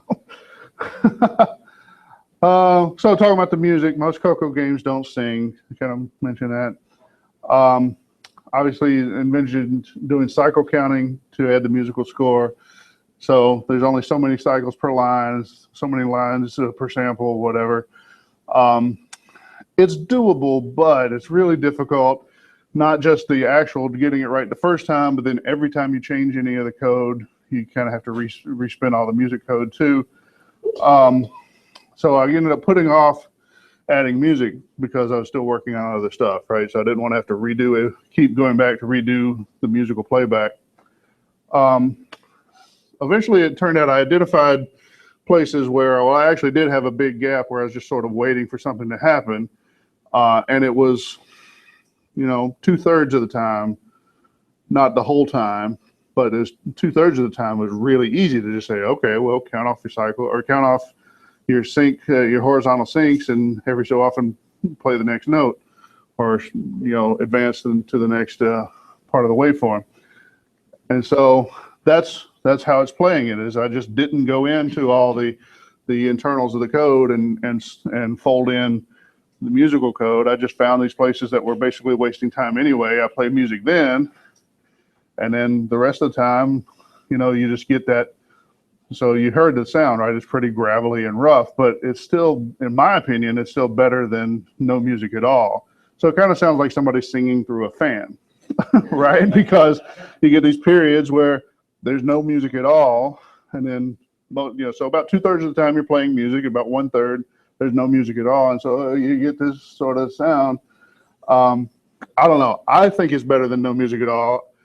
I had one person almost rudely tell me they didn't like the music so much that they wouldn't play the game at all now. But, that's fine. But at this point, it's really a game for me anyway. And if anybody else likes it, that's great. I hope you enjoy it. Let me know. But, whatever. So in my humble opinion, it's better. So anyway, packaging. Fahrfall, in my mind, Fahrfall always wanted to be a cartridge. it's just because it's a game, and it just always sort of felt like it should be a game cartridge. I don't know, and I thought it was cool. Let's make a game cartridge. So it turned out someone in the community provided a PCB design, put it out on Osh Park or OSH Park, however people say it. Don't say it Osh Park like Ben Heck says. That sounds crazy to me. But anyway, so the PCB was there. I learned how to make how to cast plastic resin into cartridge cases, which is kind of a neat thing. I could do a talk on that, but don't have time right now. Then I needed a case for the case, so to speak, and so I found library-style VHS cases were pretty easily available, and they actually happen to match the size pretty well. The thickness is the same, and so I adapted those into game boxes and put it out for a release. This is the first Coco game released on a cartridge in decades because nobody else is doing it. And so I sold a handful of them out at KocoFest. Did sell one on eBay just because not everybody gets to go to KocoFest. It went for $113.50 US. The buyer seems pretty happy with it. I was, of course, happy to take it. Once that was sold, I sold the rest at KocoFest, sold about 7 more cartridges in 5 minutes or something, 10 minutes. Sold them $40 a piece. If I make any more, they'll be $40 a piece, unless I put them on eBay, and then they'll go for whatever they go for. But so that's what it looked like in the VHS case. I put a little programmer art on it, but it's good enough. That's what it looked like in the case. So rattle around, of course, I don't know if you can make these out, but I have these little spacers. Those are actually dominoes, like bulk dominoes, like people buy to set up to then knock down. You can buy them in bulk for pretty cheap. So I've got 3 of those that I just put in there and glued down. Unfortunately, that's just hot glue, and they ended up popping off for some of them. But so I need to find a better plastic glue or something. But anyway, that's what the package looked like. So ports, all right. So let's see, I have another video. Oh,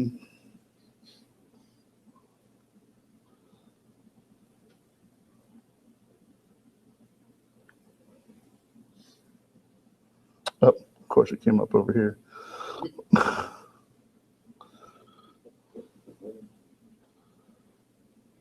Let me find. Okay, hello everyone. This is Friday, the 30th of January, 2015. This is John Linville with what will probably be the highest video update. Hopefully you can see it here. For my Retro Challenge project. I'll move that up a little bit, I guess. My port of Fahrfall to the Apple II. So I've pretty much got something together. So I'm sure you can recognize the Apple monitor. Actually did my development over the serial port, and we'll then just upload the hex codes to the monitor. Title screen, it's a little bit. So you don't get the flashy title screen yet. I'm not sure if that's coming or not. Far fallen. You can see there are now scores. I had to locate the text, the on-screen text at the bottom of the screen, of course, because that's how Apple works. Actually added, that's the thing, when you want to port a game to an old system, you know, you have to adapt to the capabilities of the system and make the best of it. Keyboard, pretty quick game, but so you get a,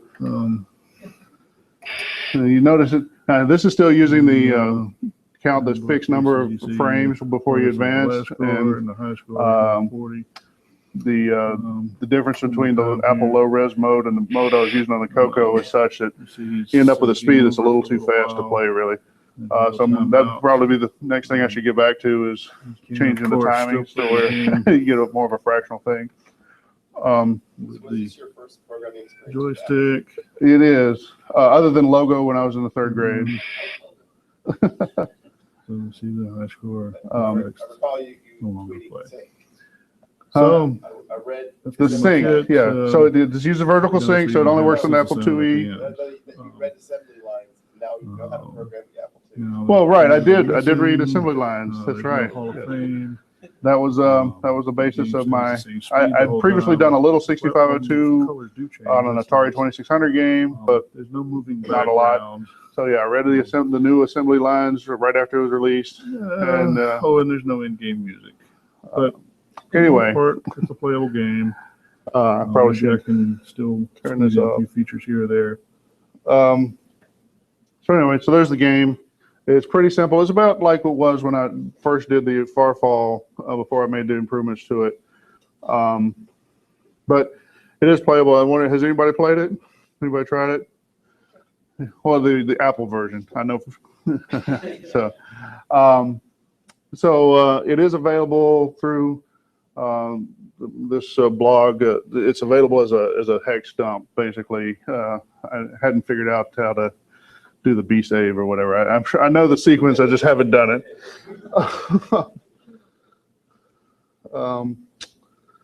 Let's see. Okay, so did Apple port for my Retro Challenge 2015-01 project. So it uses low-res graphics. They're somewhat similar to the way the Coco's semi-graphics work.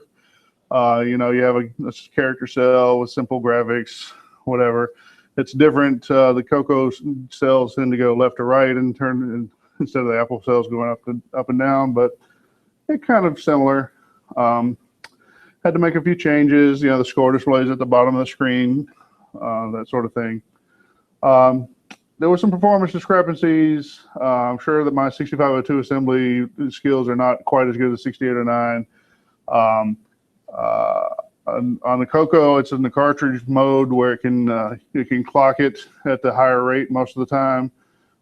So we have a faster clock speed. So you can't do quite as much on the Apple II because if nothing else, just it's a lower clock speed. I'll try not to get any big 6809 versus 6502 wars here, but I think we got the edge.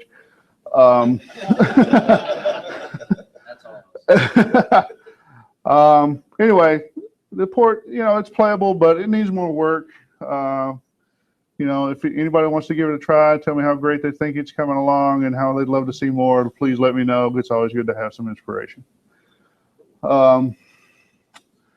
What other systems need a Fahrfall port? I actually did a half-hearted pitch to Electronite. Is anybody familiar with Electronite? And so Electronite's a company that publishes homebrew games for the Intellivision and put them in plastic carts, and then they put them in a box, and you know, you can buy them $40 a piece or whatever they are. I kind of did a half-hearted pitch to them a while back. I've never done any Intellivision programming, but I thought it might be fun. They didn't seem to get Fahrfall. Let's put it that way. In fact, if you listen to the Intellivisionaries podcast, in one of their earlier episodes, 3 or 4, something like that, they have an interview with, I think the guy's name William Muller from Electronite, and he actually mentions that somebody pitched this falling down game, and I just thought it sucked. Whatever. So anyway, so now I'm of course tempted to do my own and prove them right or wrong or something. What you could do is you could market this as the sequel to Crazy Climber.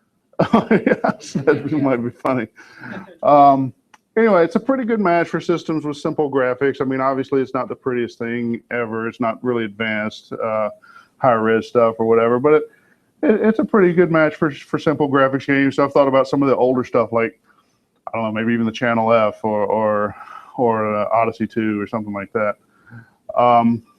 Anyway, it's cool for me to have these the game's already designed. So I don't know if you ever think about this or whatever, but when you do a game, there's programming the game, there's designing the game in the first place. Programming is just a technical challenge for the most part. But if you program something that nobody wants to play, is it even a game, right? So I've got this game, and I've kind of done the exercise of programming it on one system, now 2. It's a good way to just have it, that part's already done. And so I'll probably end up programming it on something else at some point. I have a secret, not so secret ambition to write something on everything, or at least everything from the classic era. ColecoVision, Intellivision, whatever, Commodore 64, Timex Sinclair. I'd love to do it all. I just need to figure out a way to stop time. Anyway, but on the other hand, I kind of would like to do something else. So if I do figure out another game, a good game idea, it might be that one that I do on the Odyssey 2 or whatever. So hard to tell. Anyway, so Fahrfall has been significant for me. It's been just not just a one-time project. It's something that kind of built a lot of activities around. I ended up going to VCF East the first time to show it, and been to VCF Southeast to partly to show Fahrfall. Been to a bunch of Maker Faire stuff to show it. It's, you know, it's cool. It's been something to do, but it's increased some of my technical knowledge, provided a creative outlet.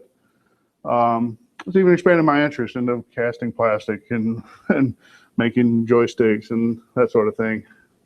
So this is the nut of it here. The whole point of my talk here is what project's out there for you, right? What are you doing? What are you not doing? Or what have you thought about doing? Get out there and do it. Do it for Retro Challenge. Just do it. You know, I know a lot of people that are kind of involved or interested in retro stuff that you talk to them and it's like, yeah, I know it's silly. It's kind of a waste of time, but I love it anyway. But, you know, I only have so much time for it. Well, you have a little more time for it if you make it, right? Go out and do a project, enjoy it, have fun. Don't feel guilty about it. Just have fun. So that's sort of my point. So anyway, does anyone have any questions? He's not even paying attention. This is Fahrfall's second biggest fan. The biggest fan is my co-host on the Coco Crew podcast, Chris. John, what was the kind of the biggest challenge moving into the Apple II?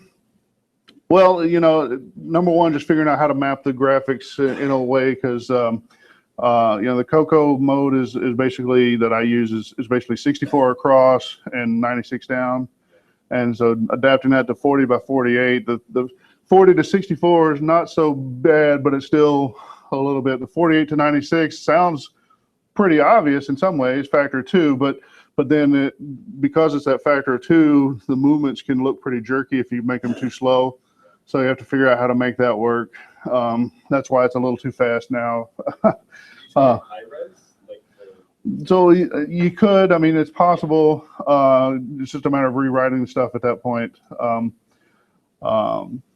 But I don't know. The other thing, you know, the 6502, and again, if you're an expert and you know all the tricks, maybe it's a little different. The 6809 is so luxurious in terms of addressing modes and whatever else that just simple coding tasks that on the 6809 I just would squirt out. On the 6502 is like, well, how do I have to do that? Wait, I have to reserve a special part of memory just for doing pointer manipulations. And I don't know, it seems strange, right? So that was probably the biggest challenge for me. Anyone else? Well, it seems to, just as a comment, it seems to me it would work very well as a 2600 board. Yeah, it might. Yeah, I've actually done a little 2600 work, so it's a little farther down on my list than some of the others right now, but it's not a bad idea. Steve? You mentioned Coco Fest. Yeah. Where is it and what's that one? All right, so, well, Coco Fest is every year in the Chicago area. For the past several years, it's been in Lombard, Illinois. It's generally in the end of April, early May. It is a 2-day event held at a hotel, or lately it's been at it's a conference center right next to a hotel. But anyway, it's you know, it's a similar group of people. We have some talks. The focus there is more on the show floor where people kind of put their projects out that they've been working on. We have a few vendors and other people that are just there to show off their projects or whatever. So you just walk around a bit more and people are seated at their tables doing their projects or whatever. But it's still similar. We do have some talks and it's a similar group of folks. So yeah, I would love anybody that's interested in Coco in particular or just retro in general, come on out. We have a few people from the VCF Midwest that come by. They're kind of Commodore people, but they're all right. Anyway, Stuart. Do you have any more cartridges? Do I have any? No, I don't. I've committed to make a few more specifically for certain people and probably a few more beyond that. Send me an email if you want to be on the list or whatever. It takes a while. There's some manual effort in doing it. Casting is an issue. Then they have to be sanded and primed and that sort of thing. But I will get to it. I just had other things going on. I'm not. Well, there's a beta version that's pretty close to the released version that's available through the blog, and actually Jason has it available on archive.org as a playable emulator. Yeah. So is the A.P.P.L.E Alpha one from the blog the most recent? Or? Yes, it is. Okay. Do you mind if I send the disk image to the list? No, that'd be great. Just a copy of it. All right. Cool. Over the years, how much support did Radio Shack give to the Coco? I suppose they discontinued it long ago. And Yeah, well, I mean, so that was available from 1980 through 1990. The Coco 3 was discontinued in 1990. It was pretty good support as far as walking in and buying one in a Radio Shack or whatever. There was always some tension between the marketing tension between the color computer and the Model 1000, Tandy 1000s after they came out, basically the PC compatibles. I don't know, it's a long topic really, but come to CocoFest, we'd be happy to talk about it. Anyone else? I just thought maybe people interested in Coco maybe might want to read that book. Oh yeah, so a couple of members of the community wrote, is it called? Coco, the Colorful History of Tandy's Underdog Computer. That's right. So that's by Boise Pete and Bill LaJudas, and it's a reasonably comprehensive history. Doesn't go into a lot of technical depth. Maybe that's okay. Maybe it's, depends on your taste. But I recommend reading if you're interested in the Coco. It's a great thing. It is, yeah. Have you seen renewed interest in the Cocos because Radio Shack has been having trouble? Maybe it's a little hard to tell. We've seen similar to K-Fest. We've seen a resurgence over the years where we're getting more attendees at CocoFest and we're getting more people on the list. It's a little hard to attribute some of that. It coincides pretty well with the time that I've been more active through Retro Challenge and blogging and stuff like that. So I think I have some credit to claim there, but I'm sure there's other things at work too. So, anyone else? Okay, so again, this is the same contacts as before, and then I have a few links. All the Apple Fahrfall work so far has actually been on my Retro Tinker blog because I didn't intend to work on I didn't intend to work on it originally for that Retro Challenge project, but it will eventually show up here when I start working on it again. But this is at this point, this is basically just the Coco Fahrfall stuff. And of course, there's a little link there for Retro Challenge for anybody who doesn't know how to find it. Okay, thank you.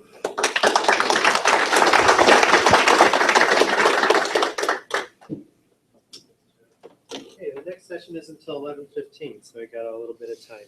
It's going to be from Brian Weiser on Call Apple. And let's see, after that, we're going to have lunch. And then we'll do Japanese on the Apple II GS after lunch, new product announcements, and then we're going to turn this room into a giant swap fest. Bring out your exhibitions and have fun with that. Thank you.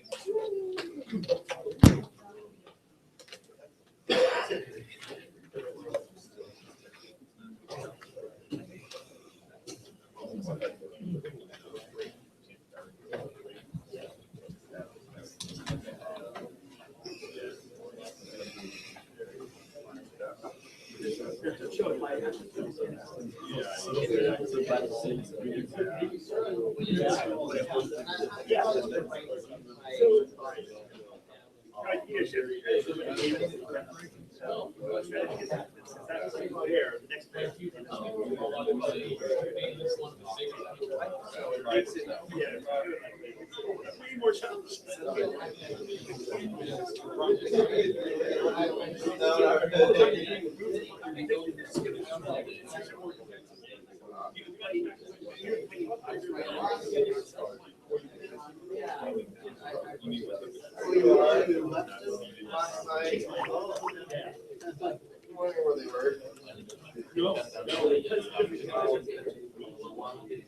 Some computers really good.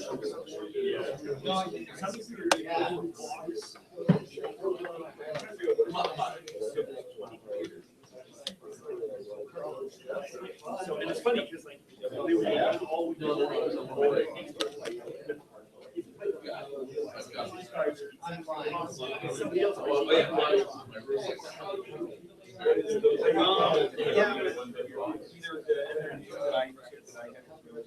yeah, I'm good at it.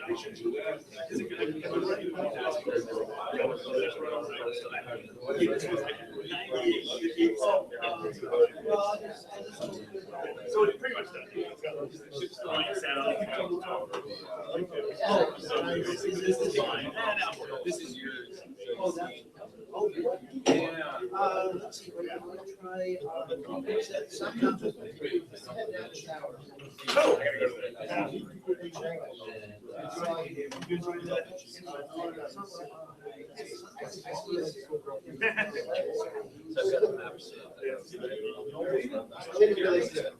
yeah.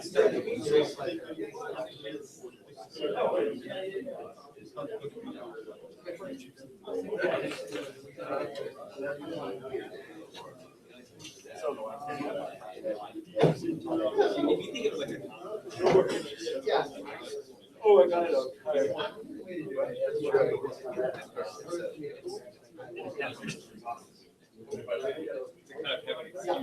Actually, it's nice. Well, I think much days. Yeah,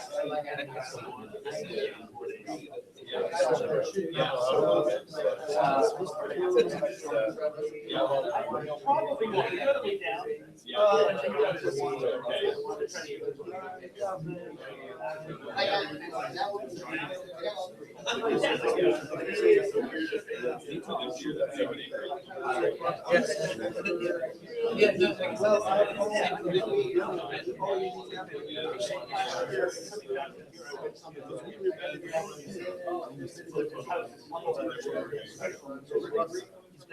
well, I have another.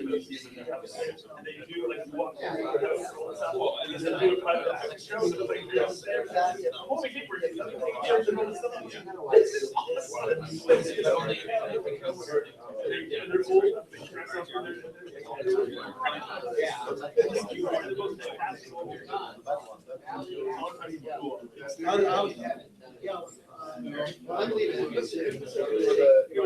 Oh, okay. Oh, you mean you're leaving?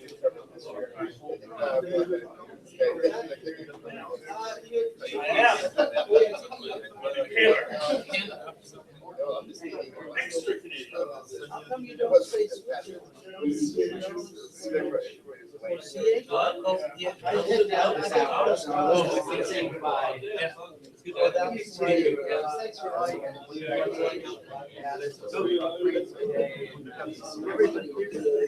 I love that. It's fun to do. Yeah, it's fun to do.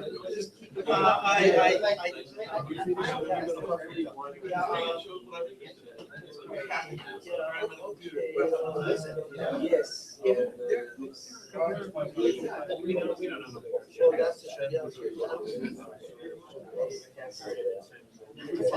Yeah, I was gonna pop that. And you know what? Well,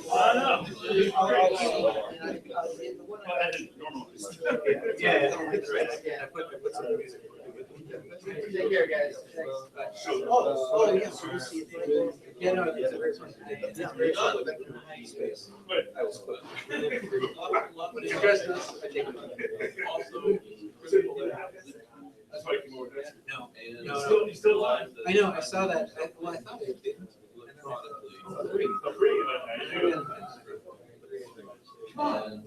Yeah. Oh, good. Sort of.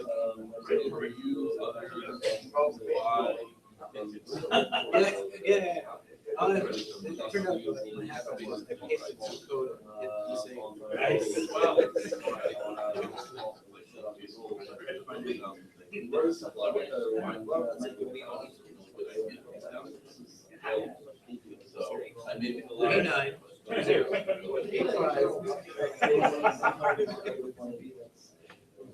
So what's next? There's a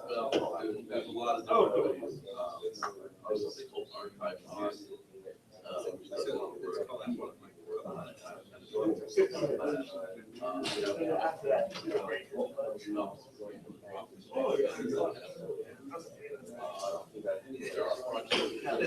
what a shocker.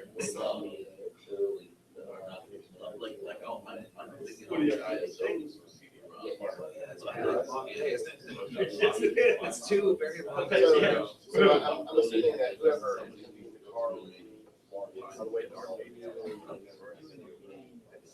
yeah, that's what I'm thinking. I thought we were going to go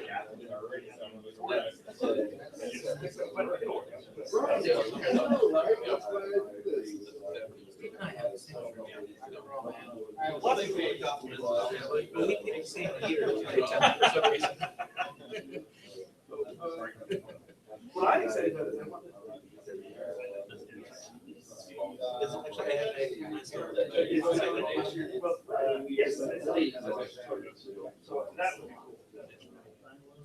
So when you store like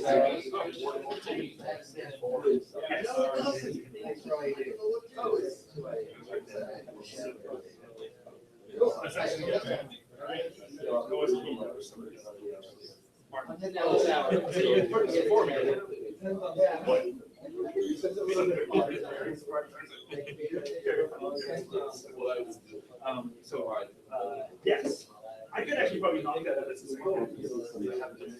Yeah, I hope so.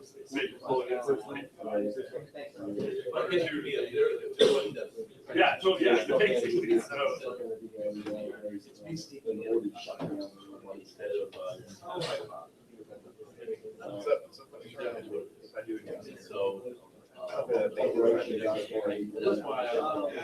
well, no, I guess the question, I think the question what was it actually?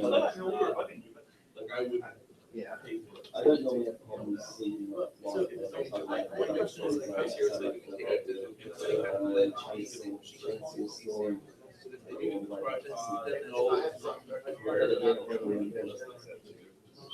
last year when we did the structure stuff. Maybe once in a while, it's shaky or something. Yeah, that's what support on, yeah, and then. I'm very.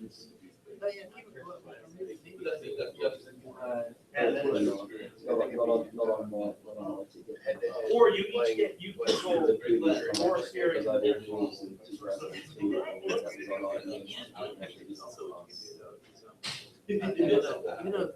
No, I know.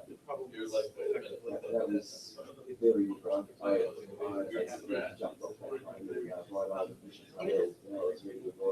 is the difference. Yeah, it seems like that. But it's sort of everything seems.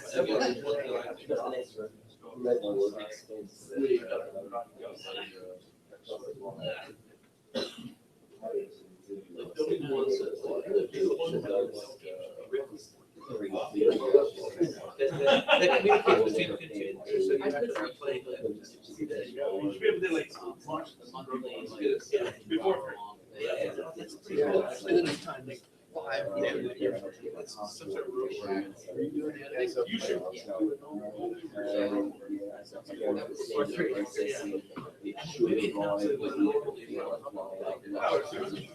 So 17 years doing your kitchen.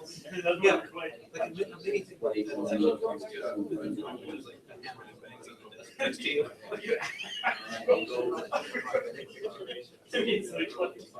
Oh, yeah. That'd be great. I remember the music was on. David said that he was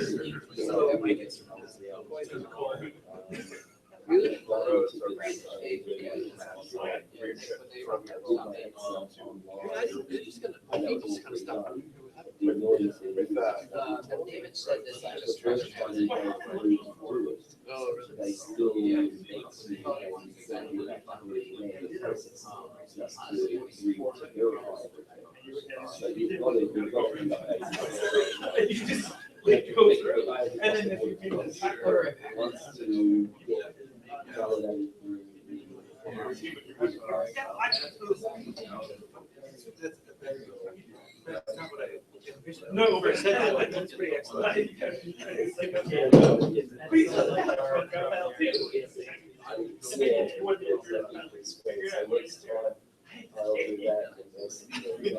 Well, but actually, like, I live in a situation like one of them is on the third floor.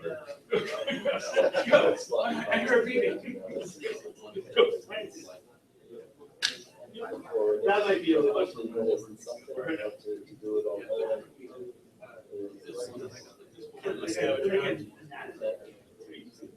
Oh, yeah, they try. Oh, yeah. No, I still gotta work. You did work your first job. Yeah. Once I read this, I did work in my first. I didn't know what to expect to happen. No, we're great for me. So for structures, you know, yeah, so you have one. You're actually like the player or freeze. Yeah, so it's posture. So you're toes, you're about to get tested. They're trying to live through it and have your action or your action.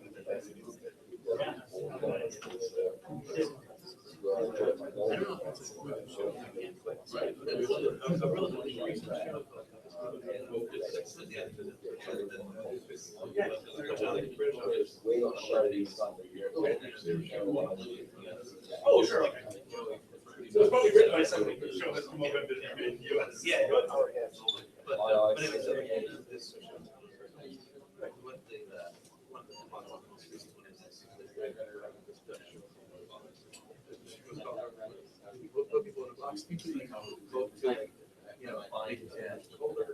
Oh, that's fine. How many questions there are? That's fine.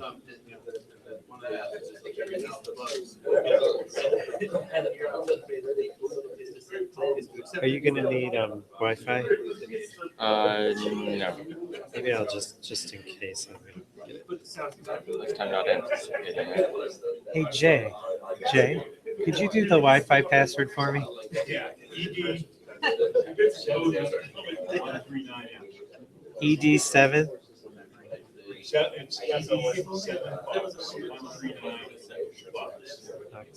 Sure, yeah. And it would actually be very funny for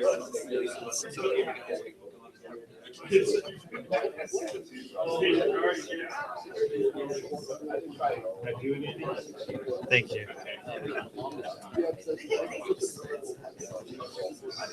You know, it's terrible when you need to pronounce somebody's name and you're not 100% sure how to pronounce it, and it's going to be really embarrassing if I get it wrong. I had that problem too. Who's a good French person? Oh, Michelle, and also Jen. Oh.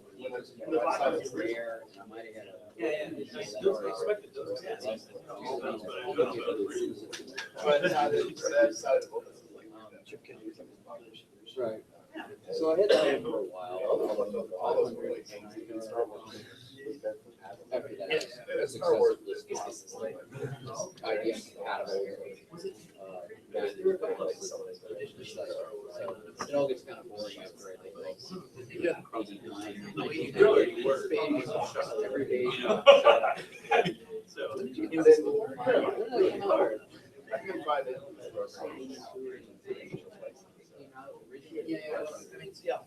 Test.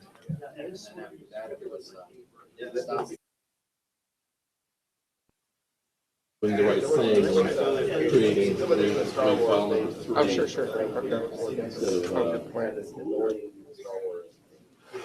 Okay. No, see, this is how I'm going to die. And the magic on button would be the one that says on? Slide it all the way over. Oh, sure. Where I have multiple pieces of equipment, each of which, if they fail. Is there a volume control on this? Or it's like painting. Okay, just a distance volume control, I guess, how far away I am. Today the day that the Okay. paint comes off and tarnished. Today the day that it doesn't dry right.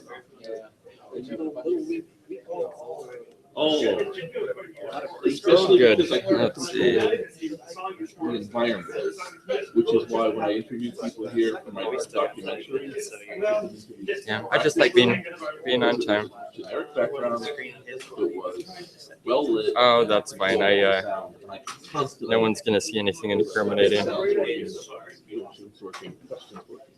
It's terrible. I would not recommend this for anyone unless you were just viewed as some driving force that you were like, this story needs to be told. You are. Right. Otherwise, I wouldn't. Yay. Oh, that's cool.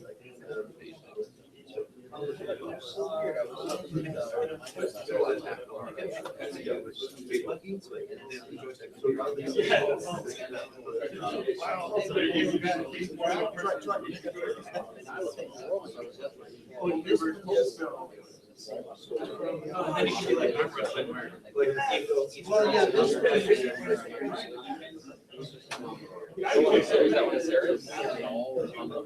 are the gift certificates, raffle prizes from Melissa's and Daniel's. Everybody gets a steering wheel. And if they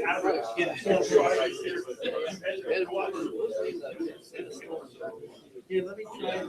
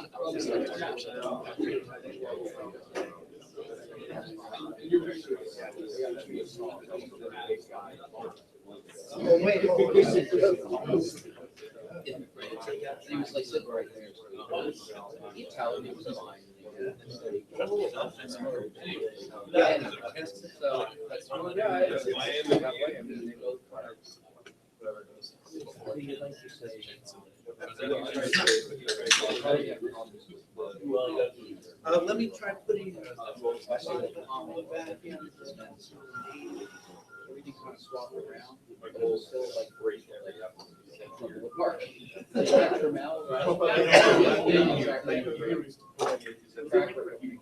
This one. Well, I guess he came from. Their UK division. They ran. Let me.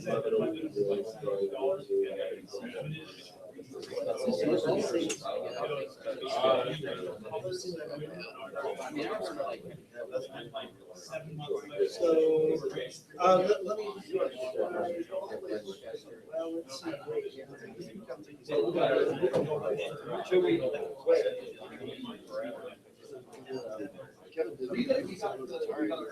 Hold on.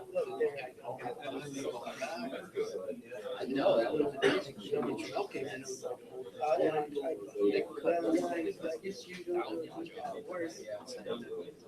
Yeah, the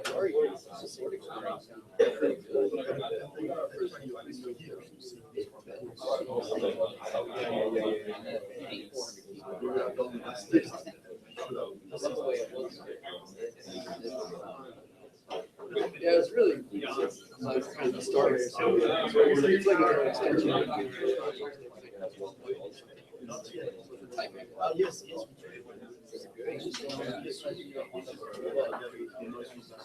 Oh, I know you. Yeah, this is that. Or they could market it before, but just like an option keyboard. Yeah, Yeah. I really want to know. I really want to know. Well, yeah.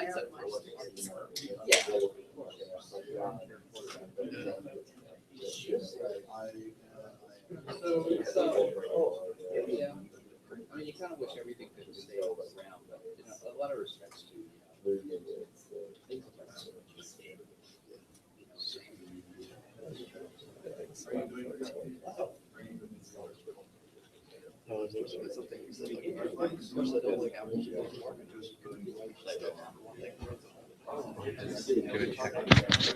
Hello. Okay, we'd like to welcome you to the last session of the morning.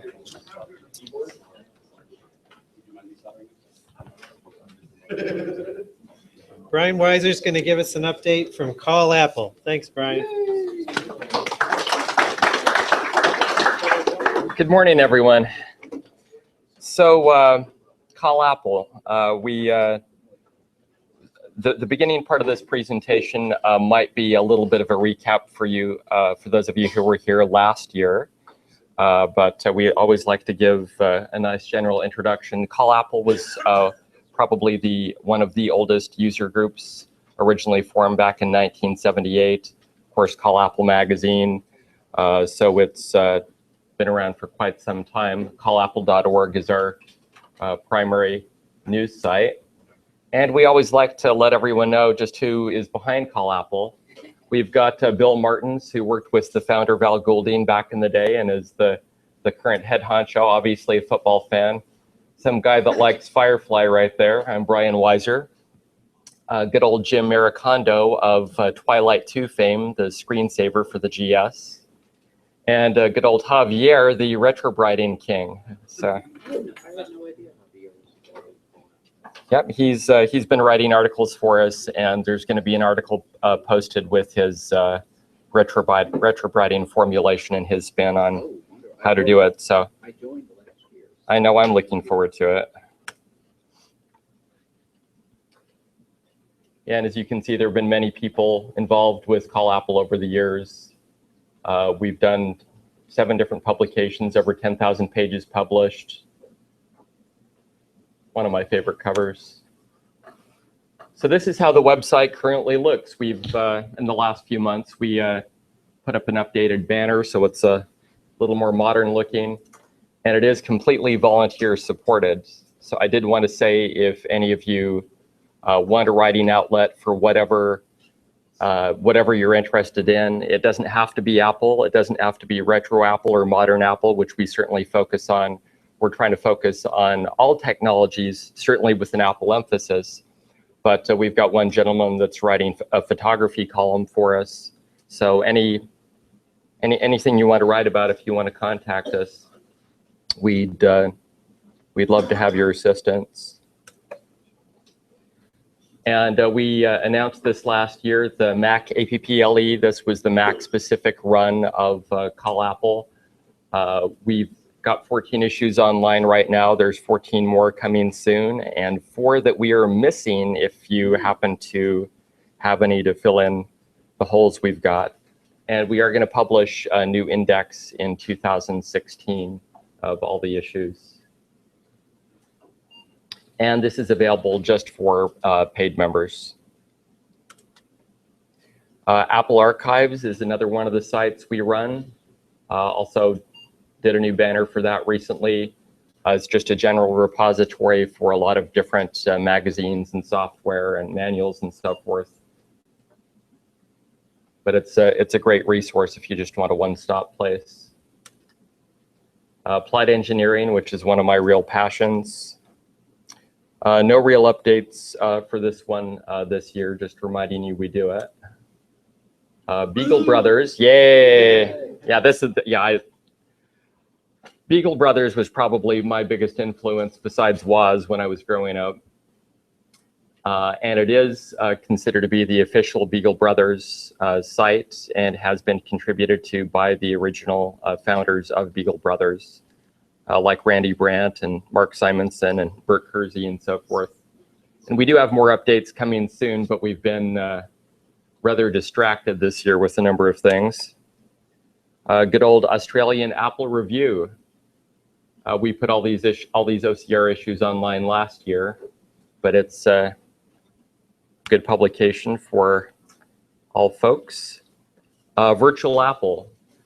This is web browser Apple II emulation we've been running since 2003. Bill Martens is it's his baby, and he does a great job with it. The database is used by ActiveGS and other emulators. We've got tons of stuff up there. I did want to draw your attention. If you go to gamesite.com, we don't just have Apple, we also have Atari and Game Boy and SMS. And a lot of those have been up for a while. Virtual Atari just went live in the last few months. That's Sega Master System, right? SMS. I believe so. Okay. I'm not a big Sega guy myself. And the WASPack, which we released a couple years ago, which is the collection of Waz's handwritten technical notes and printouts. We did release a hardback a little while back. And it is, as you may have seen in my email, it is on sale during KansasFest. We'll probably let that leak into next week so people can get the discount if you'd like it. Good old MECC of Oregon Trail fame. I presume everyone knows who MECC is. Yeah. One of the best educational companies around. Again, some of the contributors. Most recently, we've added Kenneth Brumbaugh, the first CEO of MECC. So now we have the first CEO and the last CEO who are contributing to this and supporting it. And some of these are highlights from last year.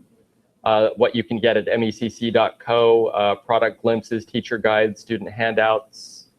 All the software is usable through virtualapple.org. Have you put up new titles? Yes. Bill has been working quite a bit in the last month to put up new titles. Again, there's much more coming. More on that in just a second.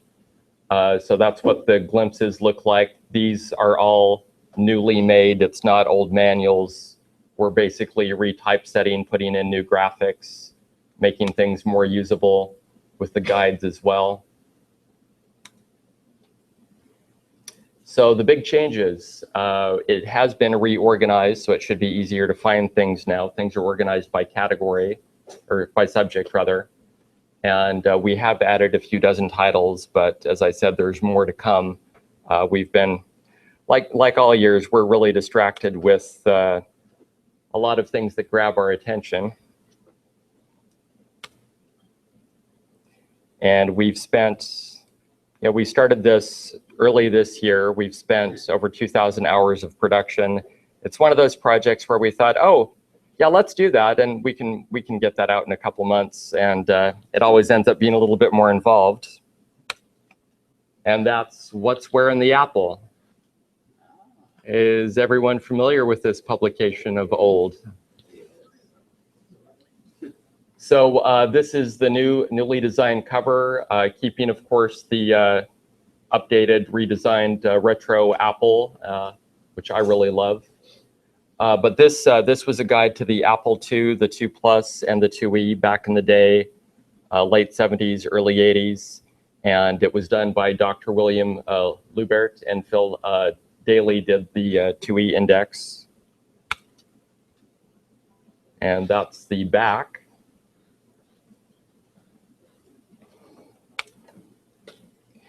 And zooming into this, just to give you a little more nitty-gritty on it. So there's a guide that gives a lot of tutorials and information. There's also a numerical atlas and an alphabetical gazetteer that lists over 2,000 memory locations, so you can see the hex and the decimal and the label and a description. So it's a really nice index of all the different things available for monitor, DOS, even good old integer basic. And this edition, it's not just a reprint, of course, it's a dramatically enhanced edition, and that's what's been taking us about 6 months. And we did produce this in coordination with Robert Tripp, who is the current copyright holder. And he actually provided us his latest updated files that we used as a base for starting this project. And we've dramatically improved the formatting, the readability. Sections that were entirely in uppercase, we've converted to title case and sentence case, so it's a lot more readable. Monospace fonts I've introduced in the program listings and in the Atlas and Gazetteer, so O's look like O's and zeros look like zeros. And you know, as part of this updated formatting, some of the many errors were a lot more obvious and easier to find, but there have been many, many errors. Even the original What's Where that was published, there were sections of memory completely missing. There were wrong addresses. There were, yeah, as I've said, we've expanded the abbreviation. So if you had the old guide, you could look at A/S and wonder what that might be, or S/R, SCR, Brute, Vol. Those are all expanded to be more readable and a lot more useful. The original Atlas and Gazetteer just had get lin, and now we also include the address with it, so you can more easily find things. And Bill has dramatically expanded the 2E index as well. The original 2E index at the time it came out, right when the 2E came out, was great, but it needed some help too. And we're really, really proud of this. The before is the original What's Where. This is the current layout for the guide section. Also using a serif font, so it's a lot more readable. And there's a little microscopic table, and here it's actually the size where you can read it. That's a full 8.5 by 11 sheet. Yeah, some of us. So this would be the Atlas. I put the original down on the bottom. In the middle, we've got the EWWA that Robert Tripp published about 2-3 years ago.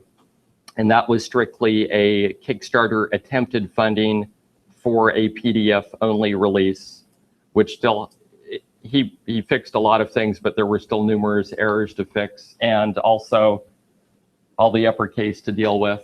So this is how it currently looks at the top. And what's not included? I thought this would be really important and actually kind of fun. So legacy mistakes, wrong addresses, missing data.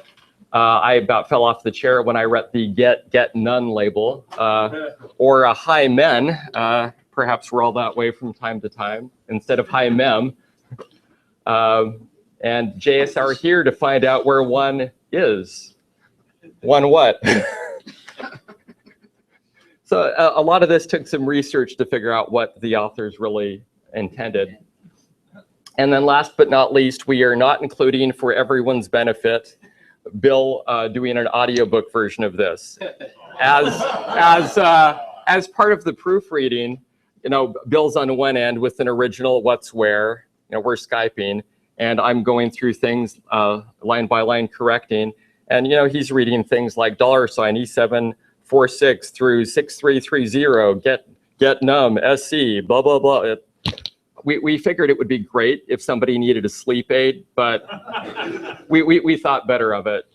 It practically put me to sleep a few times. All the basic program listings are also freely available on a disk image that we'll make available. It will be available in hardback and paperback simultaneously, yes. Unlike the WASPAC, where we were struggling to get that out, and then we totally forgot to do the hardback for a while. So, sorry about that. And it is coming fall 2015, which means probably 1 to 2 months from now. We're really close, but we didn't want to rush through the final proofreading and formatting just to have it for you today. So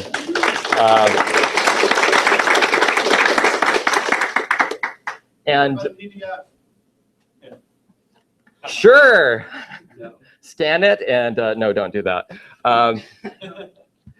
no, if you're asking about ebooks, we're always keeping that in mind because that is the age we're living in. But much like the WASPAC, we feel that this book lends itself best to print.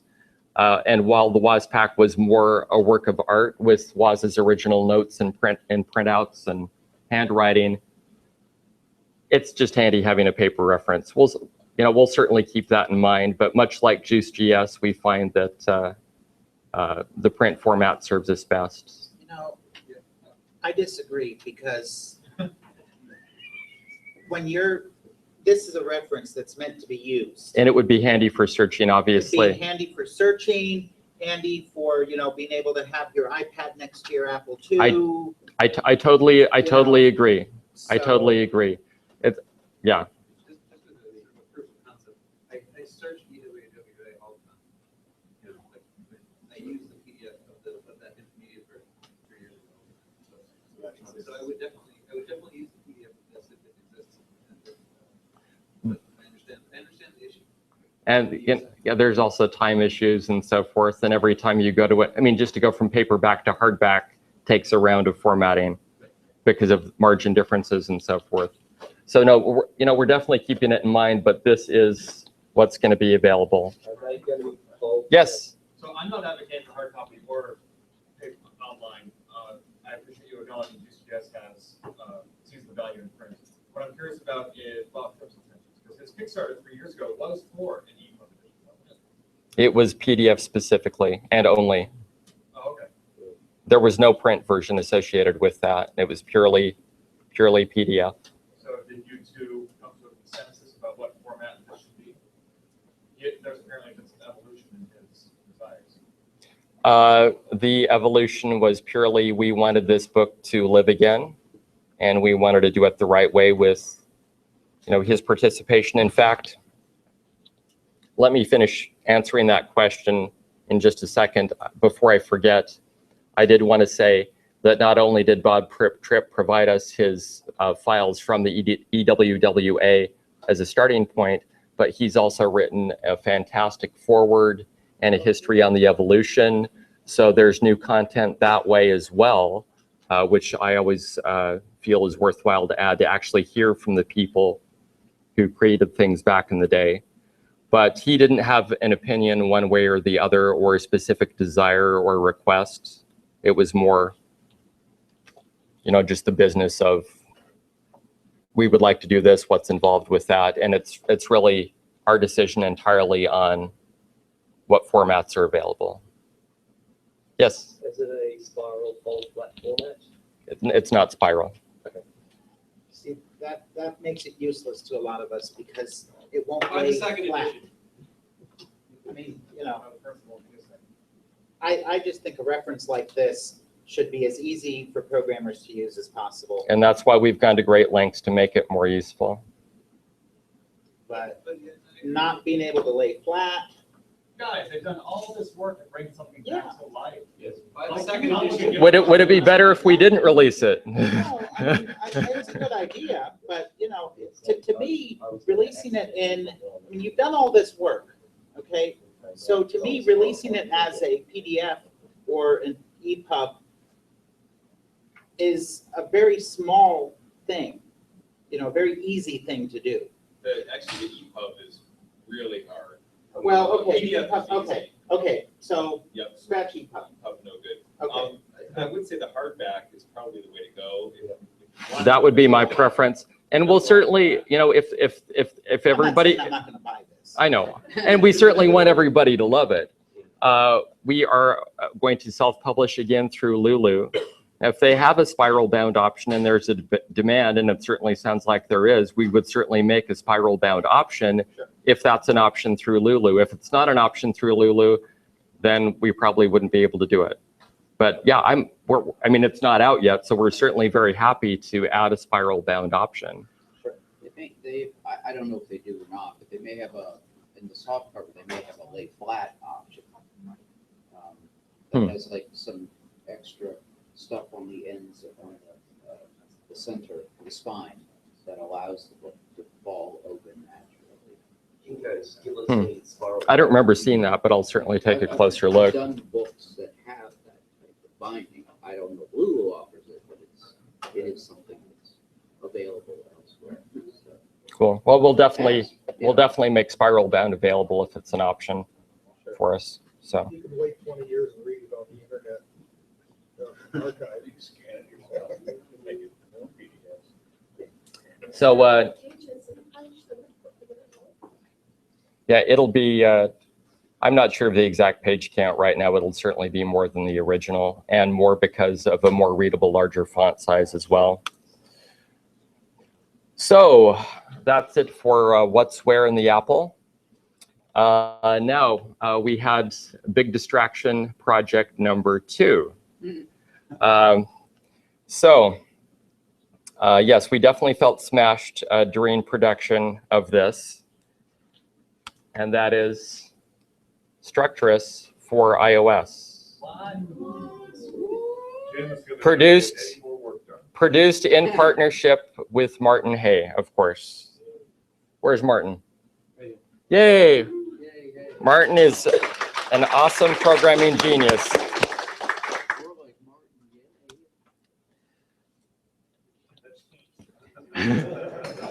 Well, it was. It was part of our KFest competition for years.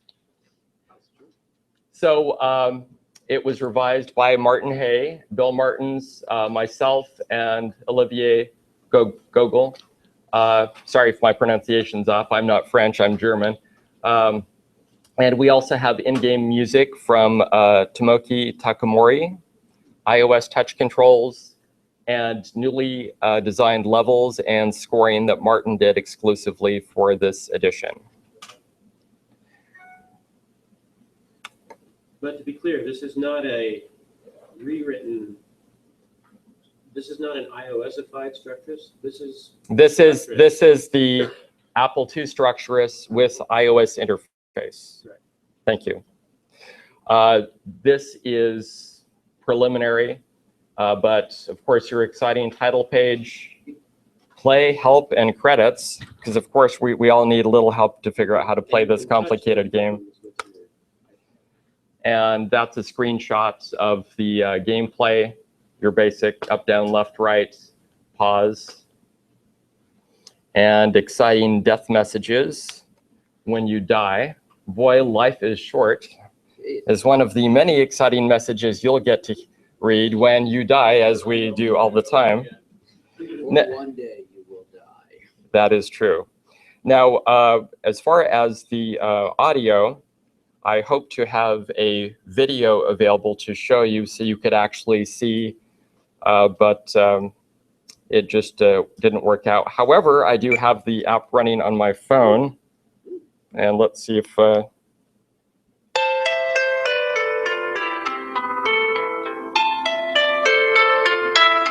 So that's the title page music. That's really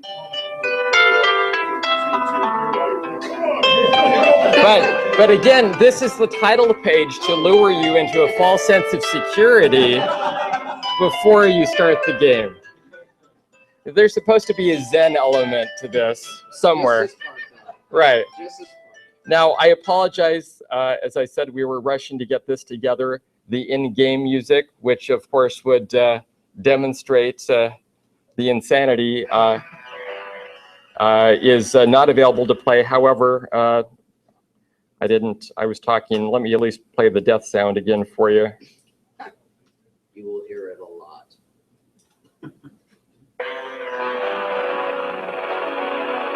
It's very ominous. The in-game music is the best, and I apologize that's not available. And this is pending Apple approval. We anticipate release next month, pending Apple approval. And we have a URL specifically at callapplestructurous.callapple.org where you can get more information. Bill just arrived back in Japan today from an international flight. So hopefully things are online, and if not, they will be shortly. Okay. Can I ask a question about it? Oh, please. We love questions. So Would you also like this spiral bound? no. Yeah, if you could have my iPhone lay flat while I play it. that would be okay. All right. So I saw the buttons, okay? Uh-huh. Did you guys try to use the accelerometer? This is not a criticism. I'm just curious if you considered it or if it was possible. It's absolutely a consideration. Of course, you can rotate the screen either way for whatever. I mean, the control. But yes, I understand accelerometer. That's something we would like to do. Like many products, this is a 1.0 release. So, you know, we certainly, after the release, plan to do enhancements and add to it, but we want to get it out there. So Is this just Martin's AppleSoft code running in an emulator? it's his AppleSoft code updated, Right. with the scoring and the levels and Right. crazy speed to deal with. Yeah. The way he's designed it as an extra challenge, running in an emulator with the iOS touch controls. There's also, we're also going to have the score on screen, so you can see how you're doing. And we plan to add things like Game Center support and so forth, but we want to get it out there. So it won't be release it and forget about it. So. So do you encounter any issues with Apple and their little thing about emulated languages? Not so far. Okay. Now, their Apple's thing is, if a user can arbitrarily load code into an emulator, it's a no-go. Yeah. But if it's a self-contained, fully encapsulated thing, it's okay. Okay, so I think that's good. Yes. You have purchase on your iPhone right now. It is on my iPhone, if anybody. Oh, technology? I've heard of this. Let's see if I can figure out this complicated interface. I know I went to school for things like this. Oh, okay. Nope. Ah.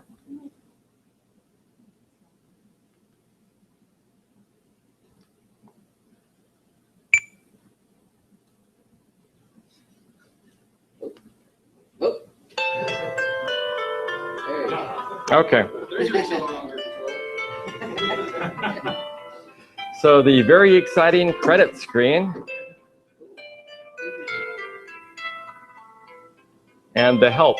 The evil programmer launches blocks for you to trap and crush you. Move horizontally and vertically to avoid blocks while simultaneously guiding blocks into empty spaces to make a solid row. Completed rows fall away. Clear the specified number of rows and the level increases, as does your torment. You have one life. Use it well.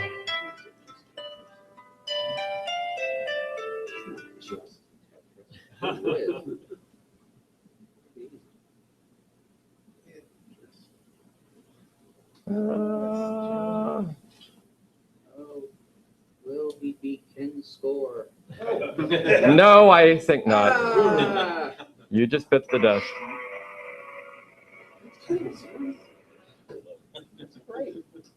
Thank you for that, Peter. Always nice to let people know it actually works. It's not just photos.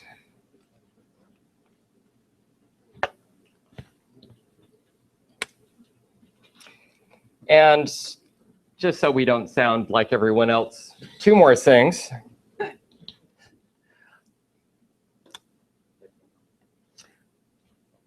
Because we love print products, we're also republishing the Call Apple All About AppleSoft, which was a great guide. Originally came out in 1981. Thank you. Like What's Where, it's being completely retypeset, more articles from the issues of Call Apple that are appropriate. Over 200 pages. We're adding a new quick reference, peaks, pokes, and calls. And because I have a real passion for art and cartoons, we're using legacy cartoons that were originally published in Call Apple and just putting them appropriately through the book to make it a little more fun. I was heavily influenced by the 101 basic games. I'll just leave my credit card with you guys. Yeah, I need to. Sure. We plan, if, of course, maybe we should set up a coffee fund to help keep us going. But our goal is to have this book available in the winter.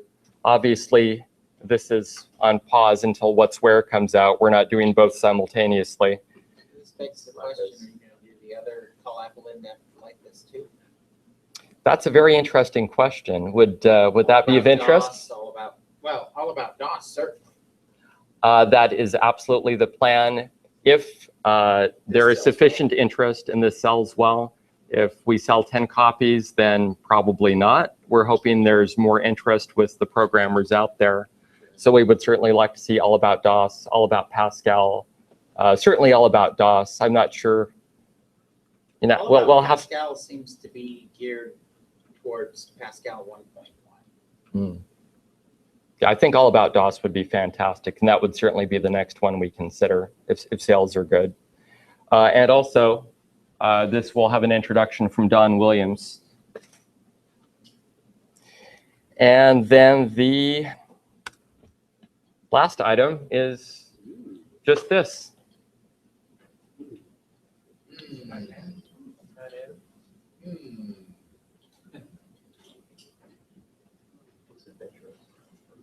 Any questions? Yeah, what is it? Much like the Easter egg in that door contest, that's for you to discover. So if there's no other questions, then thanks, everyone.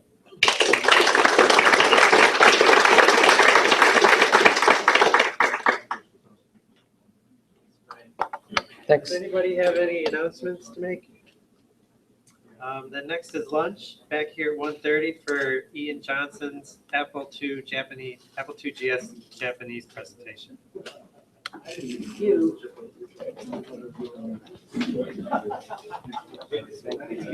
only one thing I'd like to see as an Apple II hardware.